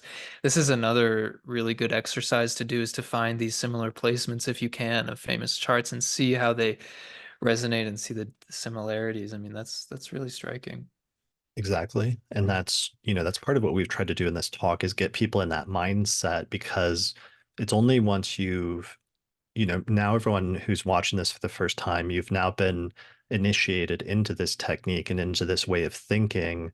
And now that you know what to look for, how to approach things, you can start doing this research and seeing the connections between charts and between people's lives that otherwise don't have a connection, like, Frida Kahlo in the 20th century and Galileo way back in the 17th century, 16th, 17th Mhm. century, but they have this like parallel in their lives, and astrology is able to describe that. Um, and this is why it's through this technique. And once you start seeing it and you start unlocking that side of astrology, at least for me, it just becomes one of the most fascinating things. And you just want to study every chart you can find because you start seeing all sorts of interesting parallels. Yeah, I think that's a really good point to make because I think the thing that I hear the most from skeptics, and they're often the people who don't really know much about astrology. They know, to the extent of like zodiac signs and maybe rising signs, but that's about it. Like it's like the skeptic sort of thing to say is that, oh, well, how can these two signs, people born under the same sign be exactly the same? And we're looking at something that's a lot more nuanced and specific and takes a little bit more time to learn some things before you get to that stage. And like that is really where you start to see parallels in people's lives, is at this level, which is still a fairly early, fundamental level of astrology. Yeah. We're not doing anything too wild and crazy with techniques. It's a really basic technique. Yeah, it's definitely a like an intermediate technique because it takes several basics where you have like the fourfold system at the very foundation of everything, which is the fourfold system of Western astrology, which is like planets, signs of the zodiac, aspects, and houses. And then that's the basics. And then you can do those things in isolation, but then the next level, the intermediate stage, is you start combining them together, and the rulers of the houses is like the first gateway into that because that also then leads you into studying planetary condition. So that's the point in my course right after this where I teach like bonification and maltreatment conditions, which are the specific conditions for determining if a planet's really well placed in a chart or if it's really poorly placed. Um, while these are like more intermediate things, astrology does start getting somewhat complicated at this point, and this is where you see that astrology is this complex system. It's not this simplistic thing of just like sun sign astrology, which is what skeptics assume, and that's usually as far as most skeptics surprisingly ever really research it. But it really is this complex system for studying people's lives and for studying people's fate. And um, of course, any system that could attempt to do something as wild or as um, impressive as attempting to describe a person's fate and describe the most important events in their life, of course, a system like that's going to have to be somewhat complicated. So it does start getting complicated at this point, but it's still understandable, and you can still break it down into basic pieces and principles that follow a logic that is clear and is relatively straightforward. And that's what I love about it. And trying to outline the principles of that as clearly as I can has been part of my work here. Yeah, one of the things that I love about this technique in particular too is that you really get to see the that like astrology is like a two-way street. So there's like the input of the heavens to us, and there's like the output that we're like living our lives. And we know that a person doesn't need to know astrology in order for their lives to accurately reflect their chart. Mhm. Um, but we can also put the input into certain parts of our chart when we know and understand some techniques, and we can apply those techniques to our own chart. We can put energy into certain areas, some things may be doing well, some things may be challenged, some things maybe need healing. And we can like be more aware of that and put energy into those parts of the chart to um, make them resonate with something that's closer to like the life force energy. And that's like really powerful. That's a really powerful thing to be able to do and to be able to know how to do. Um, Yeah, for sure. That's a really great point. And that's sometimes like knowing some of these placements or patterns about a person's life can sometimes help you give you perspective to contextualize things or give you perspective to try to work on things and to try to work towards more positive outcomes for certain placements or certain parts of the life. definitely. Yeah. Yeah. All right. Well, let me summarize then what we've just learned. So, considerations recap. One, combining the meaning of both houses is your first step. Two, determining whether the ruler is in a good house or a bad house is one of the considerations to take into account.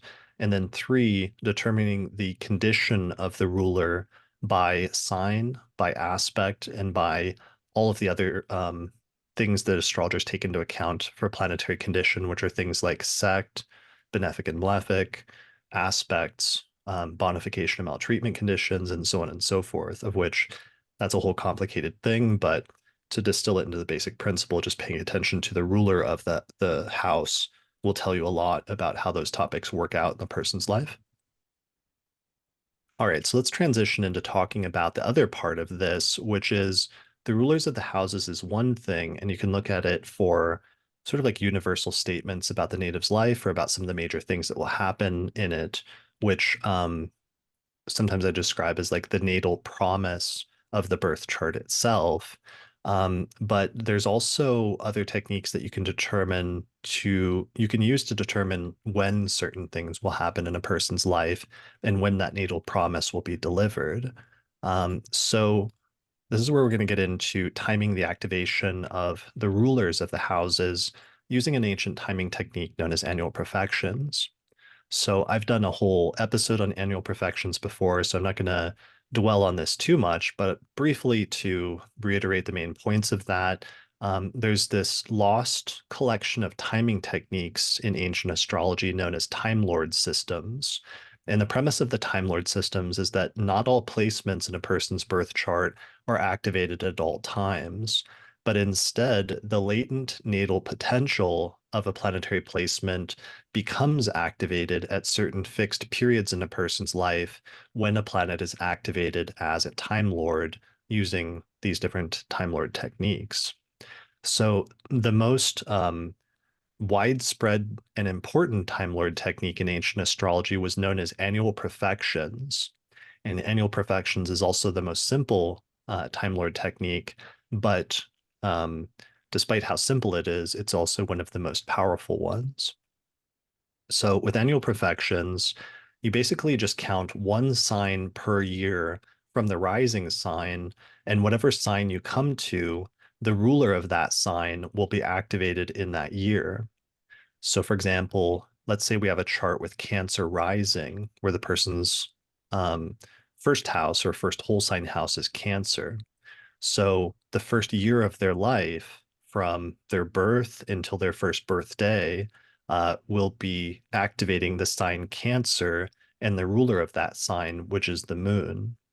Then, when the person turns 1 year old, when they have their first birthday, it moves to the next sign in zodiacal order, which in this instance it would be Leo. So it moves to their second house. It activates Leo and it activates the sun as the ruler of that house so that the sun becomes the time lord for the year. Then at their next birthday, it moves to Virgo and activates the ruler of Virgo, which is Mercury, and so on and so forth. It just keeps jumping forward one sign for each year of the native's life. Eventually, it comes back around at the age of 12. And when you turn 12 years old, the cycle comes back around to your rising sign and then starts over again. So at 12 years old, it activates your first house again. Then at 13 years old, it activates your second house, and so on and so forth. It just keeps doing this every 12 years, so that eventually, like when you turn 24, it comes back to the first house. At 36, it comes back to the first house, and so on and so forth. So very quickly, here's just a diagram for the video viewers that shows all the different profection years and the ages that are associated with different houses. All right, so in terms of the rulers of the houses and timing their activation, you can actually time the activation of the rulers of the houses using annual profections. So two potential times when the rulers of the houses can be activated through profections are one, when the profection comes to a particular house. Like, for example, when the profection comes to the 10th house, it's going to activate the 10th house of career as well as the ruler of the 10th house of career. And that's one of the ways that profections can activate the rulers of the houses. The second way that the rulers of the houses can be activated is when the profection comes to the sign that contains the ruler of a house. It will activate that planet and it will activate the houses that the planet rules. And I'll show some examples of that. So this is kind of like a basic and intermediate approach to this technique of timing the activation of the rulers of the houses. There's a third, more advanced method that I teach in my course on Hellenistic astrology for timing the activation, but I'm not going to go into that today because I teach it in that full lecture. All right, so activating the house. So this one's pretty simple. When you count profections using whole sign houses and the profection year comes to a specific house, the topics associated with that house are activated. So for example, if the profection comes to your second house, then the second house is activated and the topic of finances is going to become more prominent potentially in that year. When it comes to your seventh house, relationships are more prominent. When it comes to your 10th house, then career may be more prominent. So, in addition to that, the ruler of the house also becomes activated in that year. So, that means that the significations of the house that the ruler is located in are also going to become relevant. So, for example, if the seventh house is activated and the ruler of the seventh house is in the 11th house of friends, then it may indicate a year in which, let's say, for example, relationships with friends could be one delineation, and that's going to become more important to you in that year of your life compared to other years. Does that make sense? Hmm. Definitely, yeah. All right, so let's give an example of this. I think starting with the first basic method. So this is the birth chart of Lisa Marie Presley, who was the daughter of the famous musician Elvis Presley. So Elvis sadly died when Lisa Marie Presley was only 9 years old. And what ended up happening is he had written a will where he set it up so that if he died prematurely, that her inheritance was supposed to be held in a trust until she turned 25 years old. So what ended up happening is essentially that the day that she turned 25, on her birthday that year, she inherited Elvis's entire estate and got access to it, which was estimated to be worth about $100 million at that point in time. So what's interesting is um, she was in when she turned 25 years old, the day she turned 25 years old, she moved into a second house profection year. So let's count through the profections with her chart. She has Leo rising. So the first year of her life would be Leo. Then the second year of her life would be Virgo. The third year of her life would be Libra. And you just count all the way around each of the signs of the zodiac. Eventually, at 12 years old, it comes back to Leo, and then it starts the cycle over again. So Leo is 12, Virgo is 13, Libra is 14, Scorpio is 15, Sag is 16, Capricorn is 17, Aquarius is 18, Pisces is 19, Aries is 20, Taurus is 21, Gemini is 22, Cancer is 23, Leo is 24. The cycle starts over again. And then 25, literally the day she turns 25, she moves into a second house perfection year. So obviously at that point, it activates her second house, but it also activates the ruler of her second house, which in this case, since the second house for her is Virgo, the ruler is Mercury. And Mercury itself is located in Pisces in the eighth house of death, inheritance, and other people's money.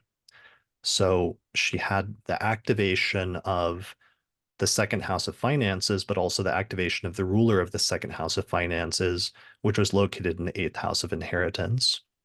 So that's why I'm sort of including this is the technique of the ruler of the houses is not just stunningly impressive about describing some very specific or highly specific things that will happen to people during the course of their life, but you can also use timing techniques to determine when those specific things will happen at specific times in a person's life, which, to me is just has always been pretty mind-boggling and pretty impressive.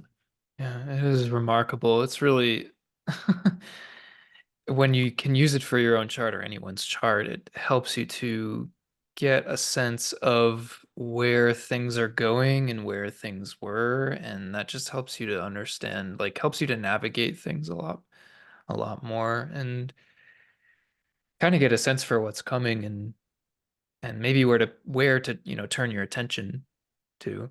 Because could be opportunities or situations that, you wouldn't think are significant, but might be actually. Right. Yeah, for sure. Um, yeah, it becomes really good in terms of that, and just in terms of not just knowing what will happen, but knowing when it will happen. And that's part of what we do. That's part of our job as astrologers is to figure that out. All right, so that's Lisa Marie Presley. There we go. So this is the birth chart of Robert Kennedy. Robert Kennedy had Taurus rising, Cancer on the third house of siblings. The ruler of the third house of siblings is the moon, which is located at 28 degrees of Capricorn, and unfortunately in the ninth, but it's applying to a square with Mars, so that in a day chart, so that the ruler of the third house of siblings was significantly afflicted or maltreated. And what ended up happening is that um, his brother became the president of the United States, John F. Kennedy, but John F. Kennedy was killed 2 days after Robert turned 38 years old, which is to say 2 days after he moved into a third house perfection year where the moon was activated. So he turned 38 years old, which is a third house year activating Cancer and activating the third house of siblings. But then it also activated the moon, which is afflicted by Mars. So the planetary condition really came into play there in indicating a more negative outcome rather than a more positive one. Mhm. Wow, that's a really strong example. Yeah. So it's planetary condition. Here's the birth chart of Steven Spielberg. This one's funny because like this one I came across years ago, more than a decade ago, when somebody challenged me about the concept of sect, and they said sect doesn't work or like sect doesn't make sense because they just like picked out an example and they said, here, Steven Spielberg is a famous movie director and he's worth hundreds of millions of dollars. He's one of the most successful directors of the 20th century, but he has Saturn in the second house in a night chart, but he's extremely wealthy. So obviously sect doesn't work. So I didn't know anything about Steven Spielberg's life, so I just like looked it up and started researching it and also looked at his chart. And I was like, well, how is Saturn connected to the houses in this person's chart? And Steven Spielberg has he has Cancer rising, and Capricorn is on the cusp of the seventh house, and Aquarius is on the cusp of the eighth house. So basically, Saturn is ruling the seventh house of relationships and the eighth house of shared resources.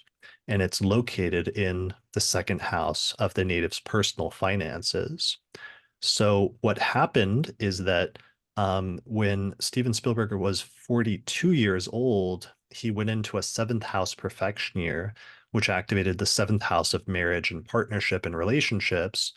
It activated his natal Saturn placement as the Lord of the Year. And Saturn is again ruling the seventh and the eighth, and it's located in the second. And what happened is he got a divorce from his partner.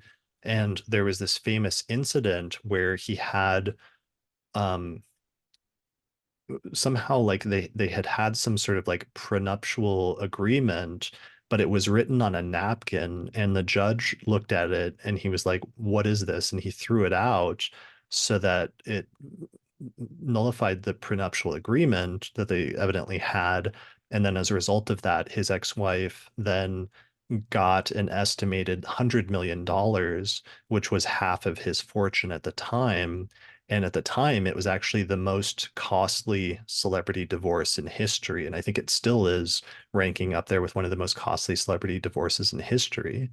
So, this is my like long way of answering that critic from long ago and pointing out the technique still works. Like Saturn in the second house, even though Steven Spielberg is a very wealthy person, and obviously it didn't indicate that he would not be wealthy, but rather he did still have what, to him at least, was a subjectively negative experience at one point in his life, and a particularly notable one where he became had the most costly celebrity divorce in history when that placement was activated through annual profections.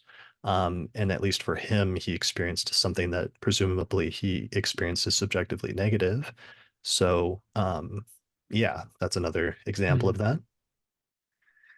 Yeah, it's nothing like I love this as an example of like your eighth house ruler being in detriment and a judge just saying, "What is this garbage?" and crumpling it up and throwing it away. Right. And it's Um, retrograde as well. So it's like mm, something that's like unique or out of the ordinary, or also, retrogrades can be about like retractions, like something is given, but something is also taken away. Um, yeah, so that's a funny example.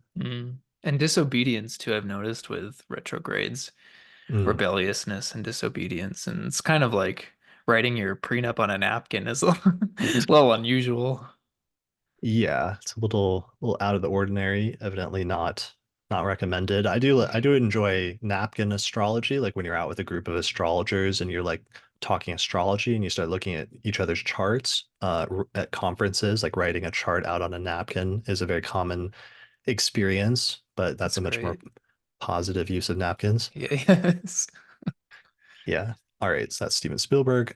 This is Amanda Knox, who was a American who was in college, and she went to study abroad for a year for college, and she went to Italy shortly after she turned 20 years old. So 20 years old is a ninth house perfection year. She was born with Gemini rising. Her ninth house is Aquarius. The degree of the midheaven is there. The ruler of the ninth house um, is Saturn, which is located in the seventh house of relationships. And Saturn is also the ruler of the eighth house of death and mortality.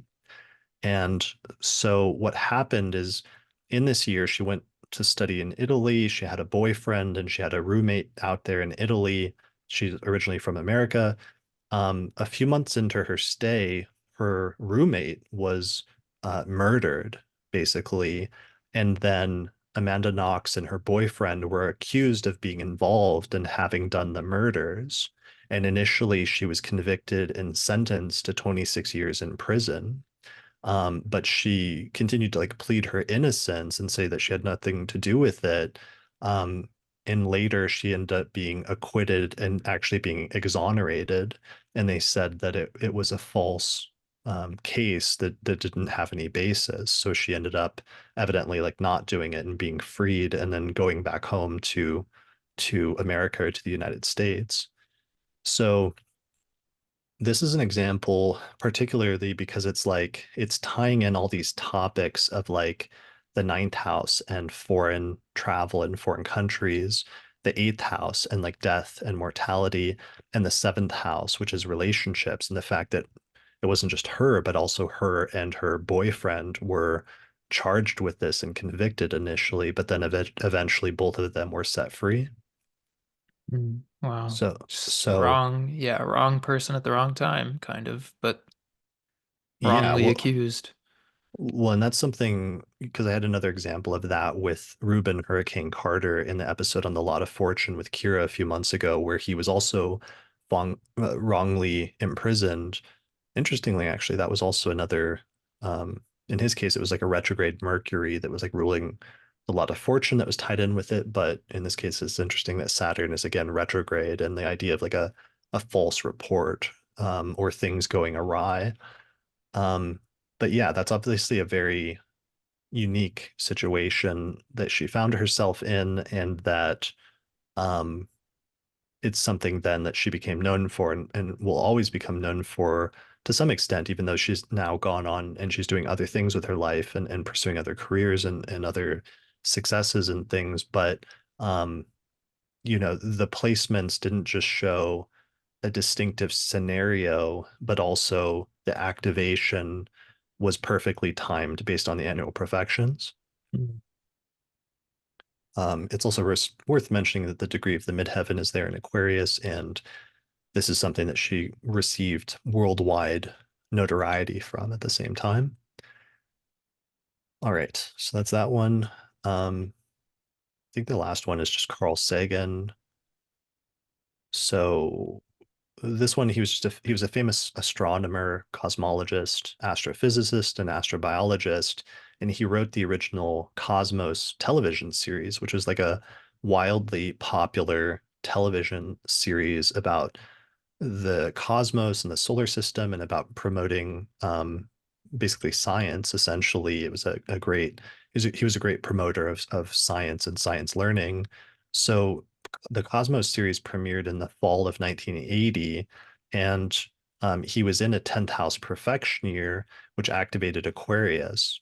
And there we find Saturn, and Saturn was the ruler of the year since it's Aquarius perfection year, and Saturn was the ruler of his ninth house.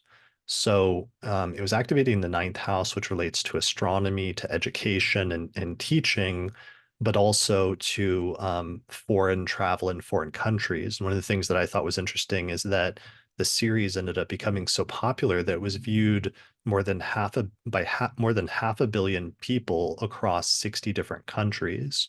And it became, I think, the main thing that he became known for. So it's interesting in his case, it's like we have this close connection between the ruler of the ninth house and the 10th house, and his 10th house being very strong and prominent there in Aquarius and being activated in that year. Wow, that's amazing. Yeah. It's a really good So one.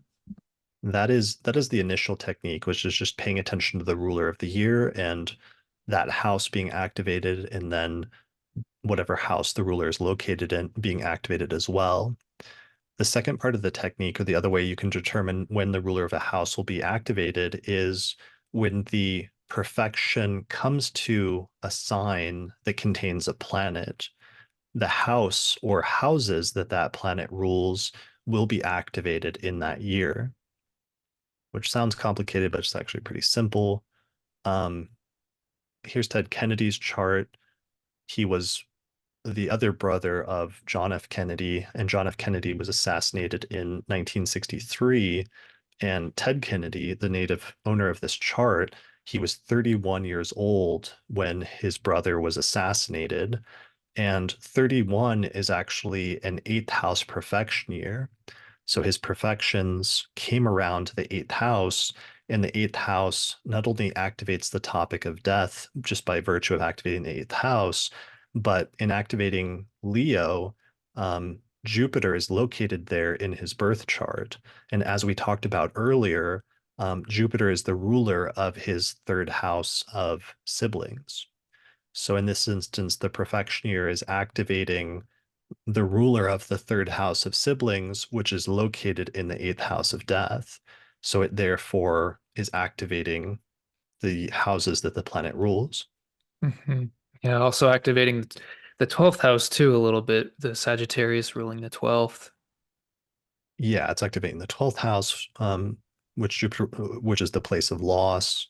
It's even activating in the more complicated method, it's also activating the sun itself as the ruler of the year. And the sun Mm. itself is like, the ruler of the eighth house of death, and it's located in the third house of siblings. So that's the other reason why mutual receptions are super important. All right, so it's Ted Kennedy. Another one in the same family. So just, looking at the same event from the perspective of different family members. This is the birth chart of John F. Kennedy Jr., who was the son of John F. Kennedy and who was assassinated. And President Kennedy was assassinated on November 22nd, 1963, and his funeral was held just 3 days later on November 25th. Um, November 25th was also his son's birthday. So the owner of this chart, um, he was basically turning 3 on the day that his father's funeral was occurring. And when you turn 3, he had just moved into on that day a fourth house perfection year. So he had Virgo rising, Sagittarius on the fourth house of parents and the father, and the sun is the only planet that's located in the fourth house. And the sun in this instance is the ruler of the 12th house of loss, basically. So we have an activation of the ruler of the 12th house of loss in the fourth house of parents. And literally on the day, that birthday, like his father's funeral took place. So we see going back to the very start, the very beginning of this person's life, the first time he ever experienced this perfection year, we see that very important event and life-defining event happened at that time. Um, Jeez. Yeah, so that is pretty heavy, but that just gives you an Mhm. idea. All right, just two more examples. One last one to return to Lisa Marie Presley.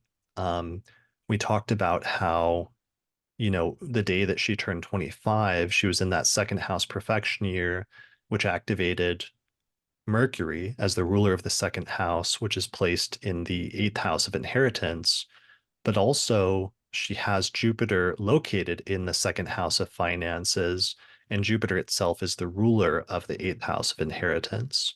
So, in that way, the perfection coming to the sign that contained Jupiter, the ruler of the eighth house, was also an activation of that placement that represented her inheritance.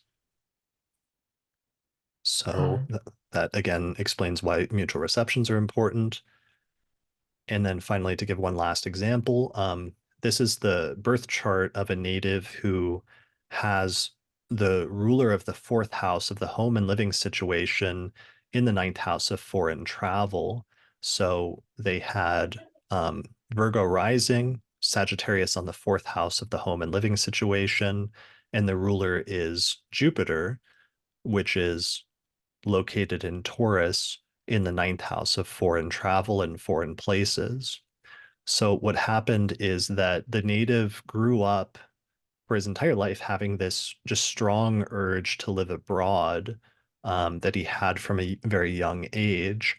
And then eventually, when he got older, when he turned 32 years old, he moved into a ninth house perfection year. So it was activating Taurus and it was activating that Jupiter placement, which is the ruler of the fourth house of home in the ninth place of foreign travel. And what happened is that he ended up moving to live in a foreign country in that year and ended up resettling there permanently. So what we have here is like the natal promise of the birth chart indicating something. In this instance, the desire to live abroad at some point in the native's life with the ruler of the fourth in the ninth. But then it took the perfection year to come around and activate that placement to indicate the timing of when he would finally be able to manifest or follow and live out his destiny. Mhm. That's a really powerful example. And and these are things that are really specific, you can, as an astrologer, if you're using this technique, you can make fairly specific, statements and predictions given this technique that we're doing with the rulers of the houses and the profections. Um, and of course, you keep kind of going around the wheel, so you can sort of say, well, these are the years that, uh, you know, where that would be more likely to happen or fulfill itself. So, like has been said before, it's archetypally predictive. But sometimes these things activate very specifically, very literally, manifesting the ancient significations of the houses. Yeah. Yeah. I mean, to the extent that astrologers are able to make specific predictions about a person's life, especially about very unique things, like it's through techniques like the rulers of the houses that we're able to do that.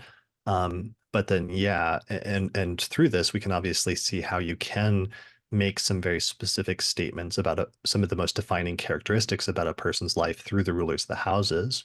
At the same time, the rulers show archetypal scenarios.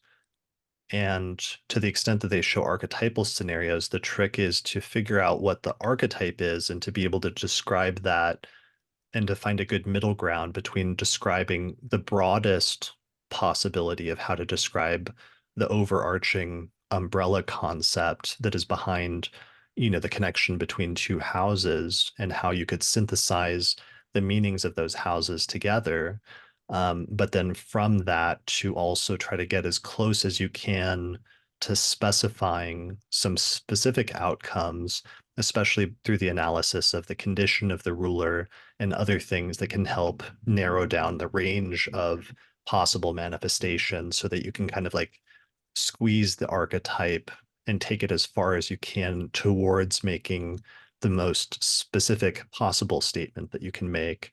But ultimately, there's still a tension there because the technique is still ultimately symbolic and is archetypal, and therefore there's a range of possible manifestations, which consequently is also the reason that nobody should get too freaked out by a difficult placement or indication with a ruler of a difficult house, just because there's such a wide range of manifestations that sometimes you can push for more constructive ones.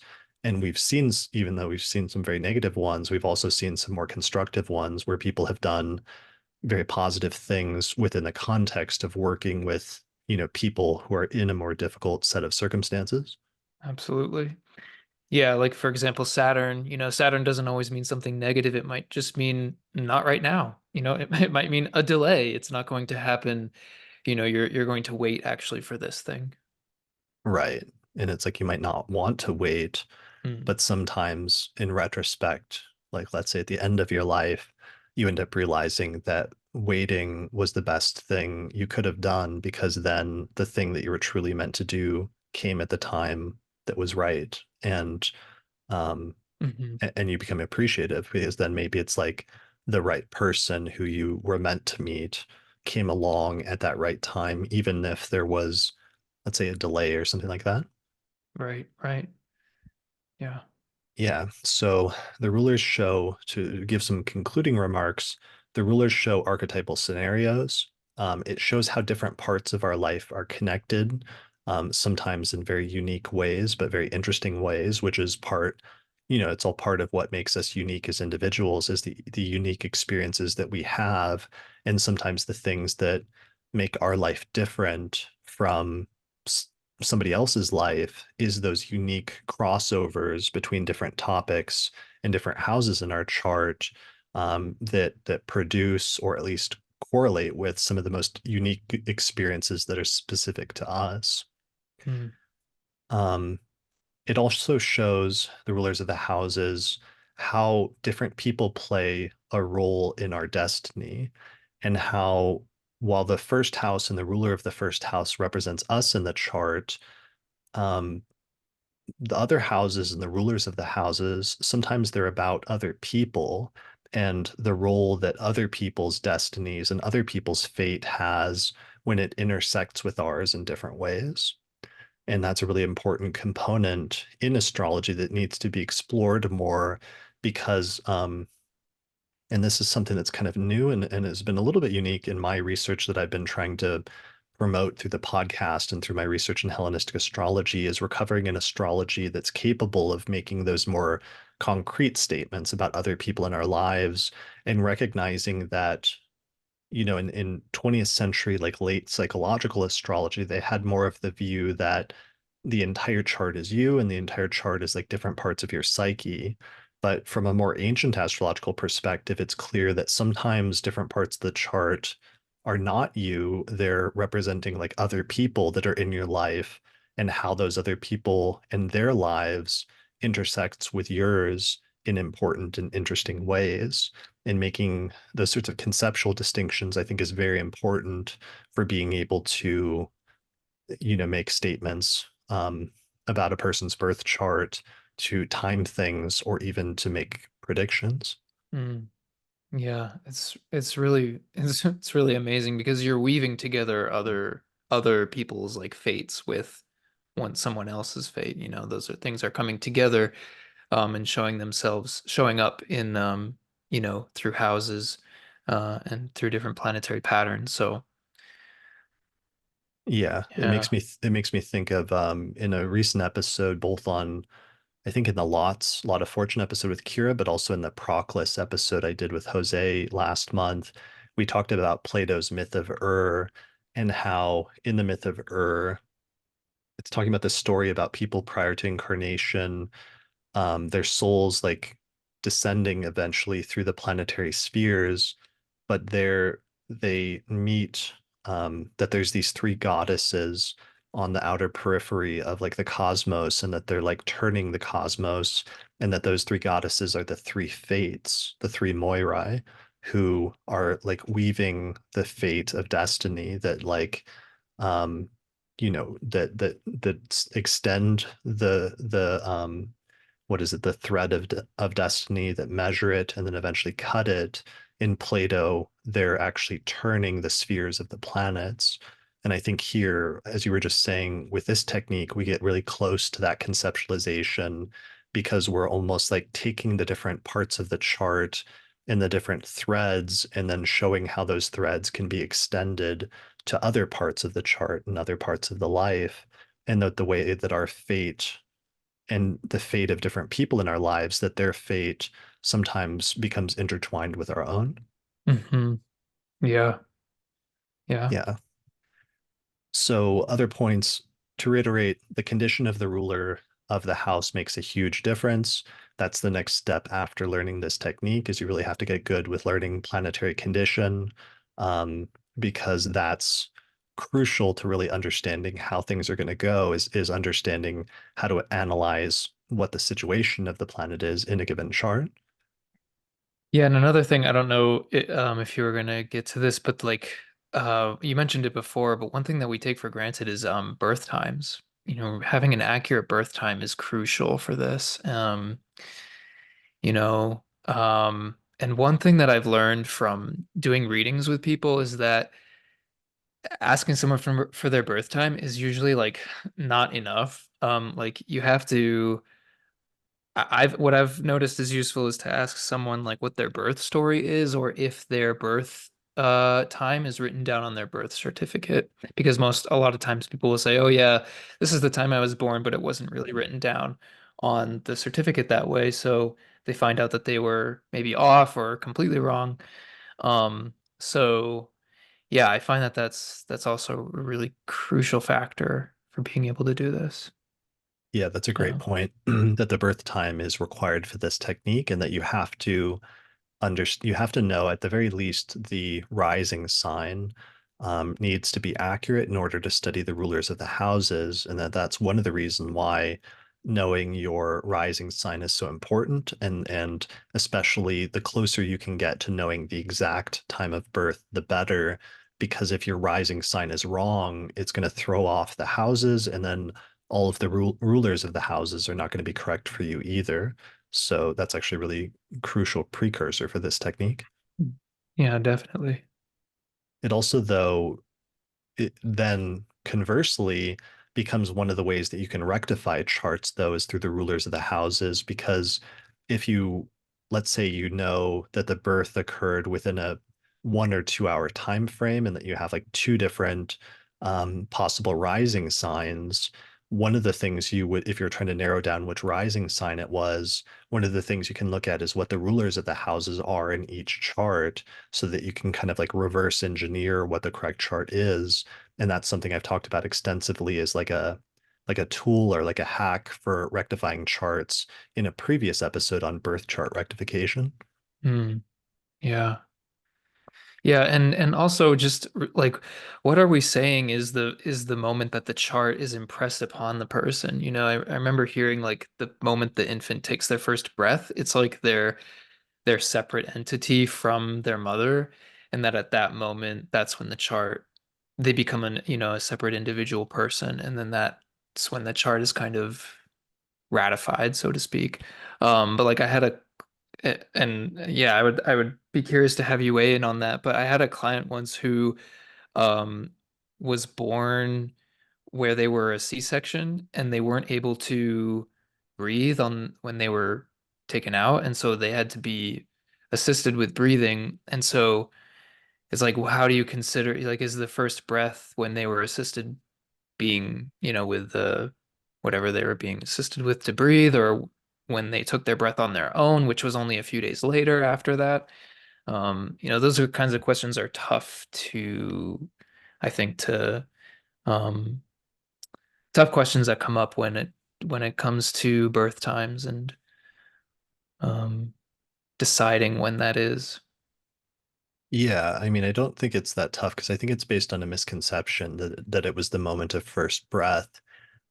Because I think when you're looking at the rising sign and you're looking at the ascendant degree, one of the things I said earlier in the episode is the symbolic connection is that the rising sign and the rising degree, especially in whole sign houses in the original system of houses from Hellenistic astrology, from the very foundation of it, um, you're not just looking at the rising degree, but you're looking at the entire rising sign.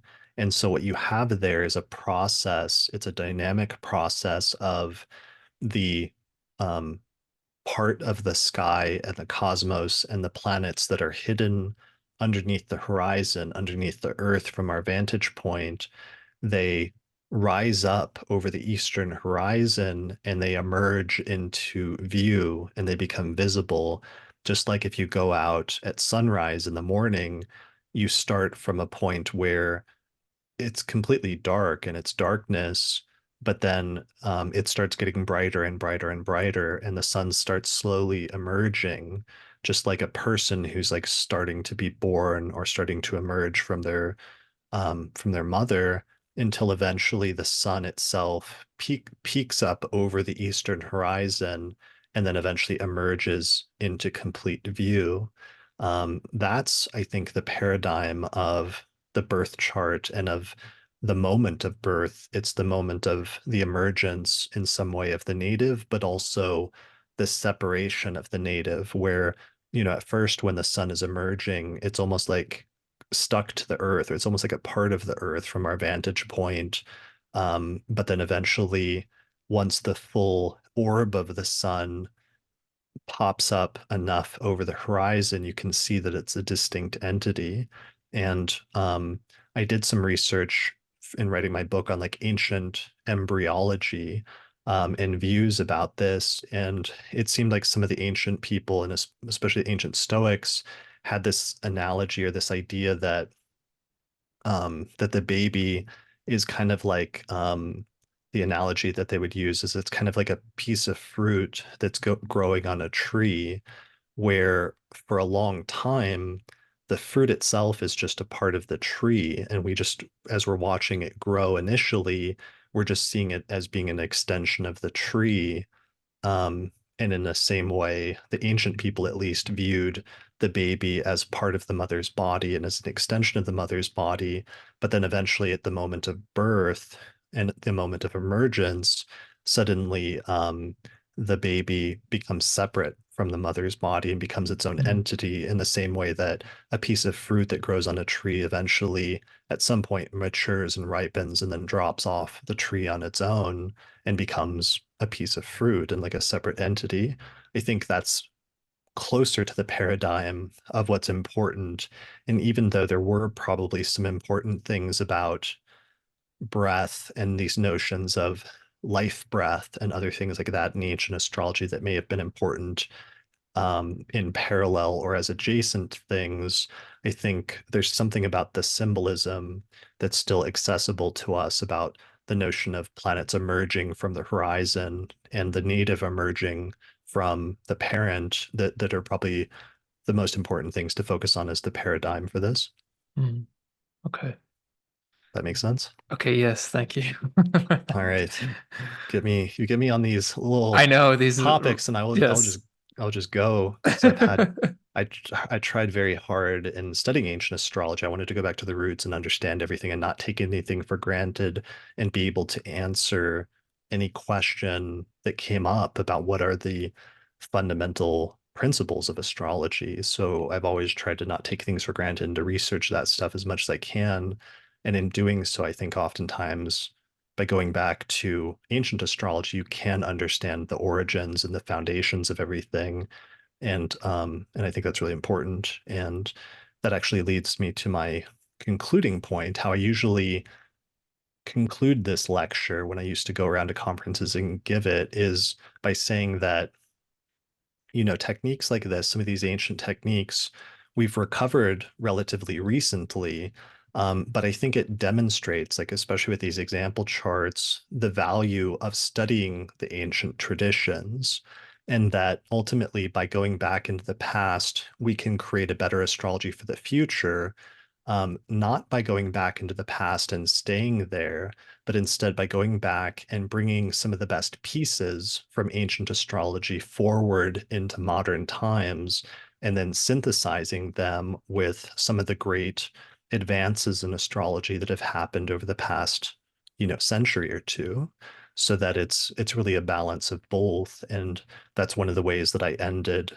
That's the note that I ended my book on, because I think it's important to find a balance between those two things of like finding the good things about ancient astrology, perhaps leaving behind some of the not so good things, and then merging those with the best things from contemporary astrology, because that's just part of the process of the transmission of astrology that's been happening for thousands of years now, is that um, that process of almost like inhaling and exhaling and moving the tradition forward, sometimes looking back and then turning back around and moving forward again.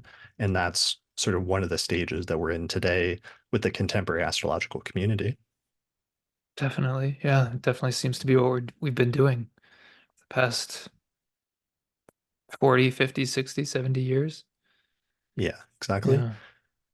All right. So that's it. I think that's it for the rulers of the houses. So if people want to learn more about this, I talk about it in my book, which is titled Hellenistic Astrology, the Study of Fate and Fortune. But more specifically, in my course on Hellenistic astrology, I actually go into a lot more example charts to give you the full range of different manifestations of these placements.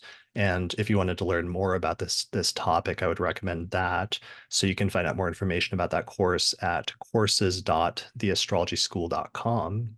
And right now, I'm not doing consultations because I'm focused on doing the podcast and researching things, reconstructing the origins of ancient astrology, and producing these episodes. But there's a lot of good astrologers that do, including you, I believe, Sam. You are somebody Oh, thank that's you. available for doing consultations and applying this technique. Yes, I very much apply this technique. Yeah, I'm open for readings. People are more than welcome to contact me. My website is brothermoonhealing.com. I'm not on social media other than my website because I'm kind of taking a step back from social media. So, and I kind of like that because it allows me to get a little bit of a closer connection with people. So if people are interested, they can definitely reach out to me there on the connect part of my website. That my email is there. And yeah, I do readings. And I also make myself available for one of the things I think I mentioned in the episode was I'm working on a degree in classical studies. And so for the past few years, I've been learning Latin and ancient Greek, and I'm definitely not going to attempt to teach ancient Greek yet. But Latin is definitely on the table. So if If people are interested in that, that's certainly something that I'd like to see expand in the astrological community is an expansion of a knowledge base of those ancient languages. I think that'll really strengthen our understanding of the text, even though we have a good understanding of them. Um, it really deepens the understanding. So if people are interested in that, that's something that I'm more than happy to do as a private tutoring or as a course or something like that. So that will be coming in the future as a more formal thing. But so Awesome. that's that. Yeah. Good. Yeah, I think people should take advantage of that, both in terms of your consultation offerings as well as in that possibility of doing, tutoring for you, because sometimes it can really help to have somebody to work with directly when it comes to those things. Definitely, yeah. If you're learning on your own, that's great, and but it definitely can help to have a second eye on things. So, yeah, thanks, Chris. For sure. Awesome. Well, thanks a lot for joining me for this episode today. This was great, and I really enjoyed collaborating with you. It was a lot of fun. Thank you. Likewise. Yeah, it was a lot of fun. This is such a powerful technique, and you know, yeah, people should have at it. Go look at your houses.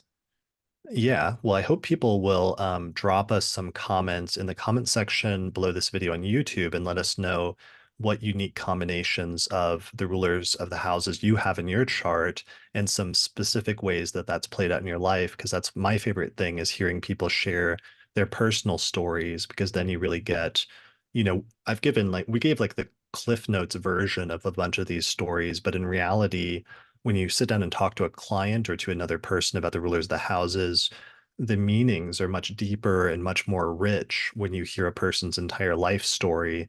You can't really convey that in a lecture, but I hope we'll hear some comments from listeners to who might feel comfortable sharing their stories, and maybe we could hear some more manifestations, and perhaps I'll do a follow-up episode at some point sharing some of those stories. Nice, nice. That's a great idea. Yeah. All right, cool. Well, thanks a lot for joining me today. I think that is it for this episode. So thanks everyone for watching or listening, and we'll see you again next time. Shout out to our sponsor for this episode, which is the Chani app, the #1 astrology app for self-discovery, mindfulness, and healing. You can download it on the Apple App Store or on Google Play, or for more information, visit app.chani.com. Special thanks to all the patrons that helped to support the production of this episode of the podcast through our page on patreon.com. In particular, shout out to the patrons on our producers tier, including patrons Christy Moe, Ariana Amour, Mandy Ray, Angelique Nambo, Issa Sabah, Jake Otero, Jeannie Marie Kaplan, Melissa Delano, and Sunny Bozbaz. If you're looking for a reliable astrologer to get an astrological consultation with, then we have a new list of astrologers on the podcast website that we recommend for readings. Most of the astrologers specialize in birth chart readings, although some also offer synastry, rectification, electional astrology, horary questions, and more. Find out more information at theastrologypodcast.com/consultations. The astrology software that we use and recommend here on the podcast is called SolarFire for Windows, which is available for the PC at alabe.com. Use the promo code AP15 to get a 15% discount. For Mac users, we recommend a software program called AstroGold for Mac OS, which is from the creators of SolarFire for PC, and it includes both modern and traditional techniques. You can find out more information at astrogold.io, and you can use the promo code AstroPodcast15 to get a 15% discount.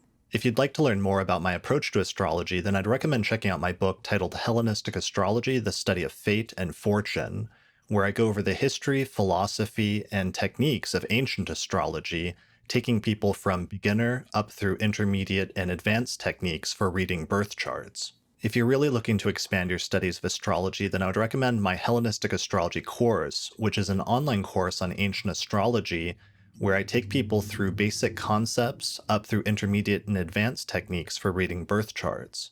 There's over 100 hours of video lectures as well as guided readings of ancient texts, and by the time you finish the course, you will have a strong foundation in how to read birth charts as well as make predictions. You can find out more information at courses.theastrologyschool.com. And finally, thanks to our sponsors, including the Mountain Astrologer magazine, which is a quarterly astrology magazine which you can read in print or online at mountainastrologer.com. And the Northwest Astrological Conference, which is happening both in person and online, May 23rd through the 27th, 2024. You can find out more information at norwac.net.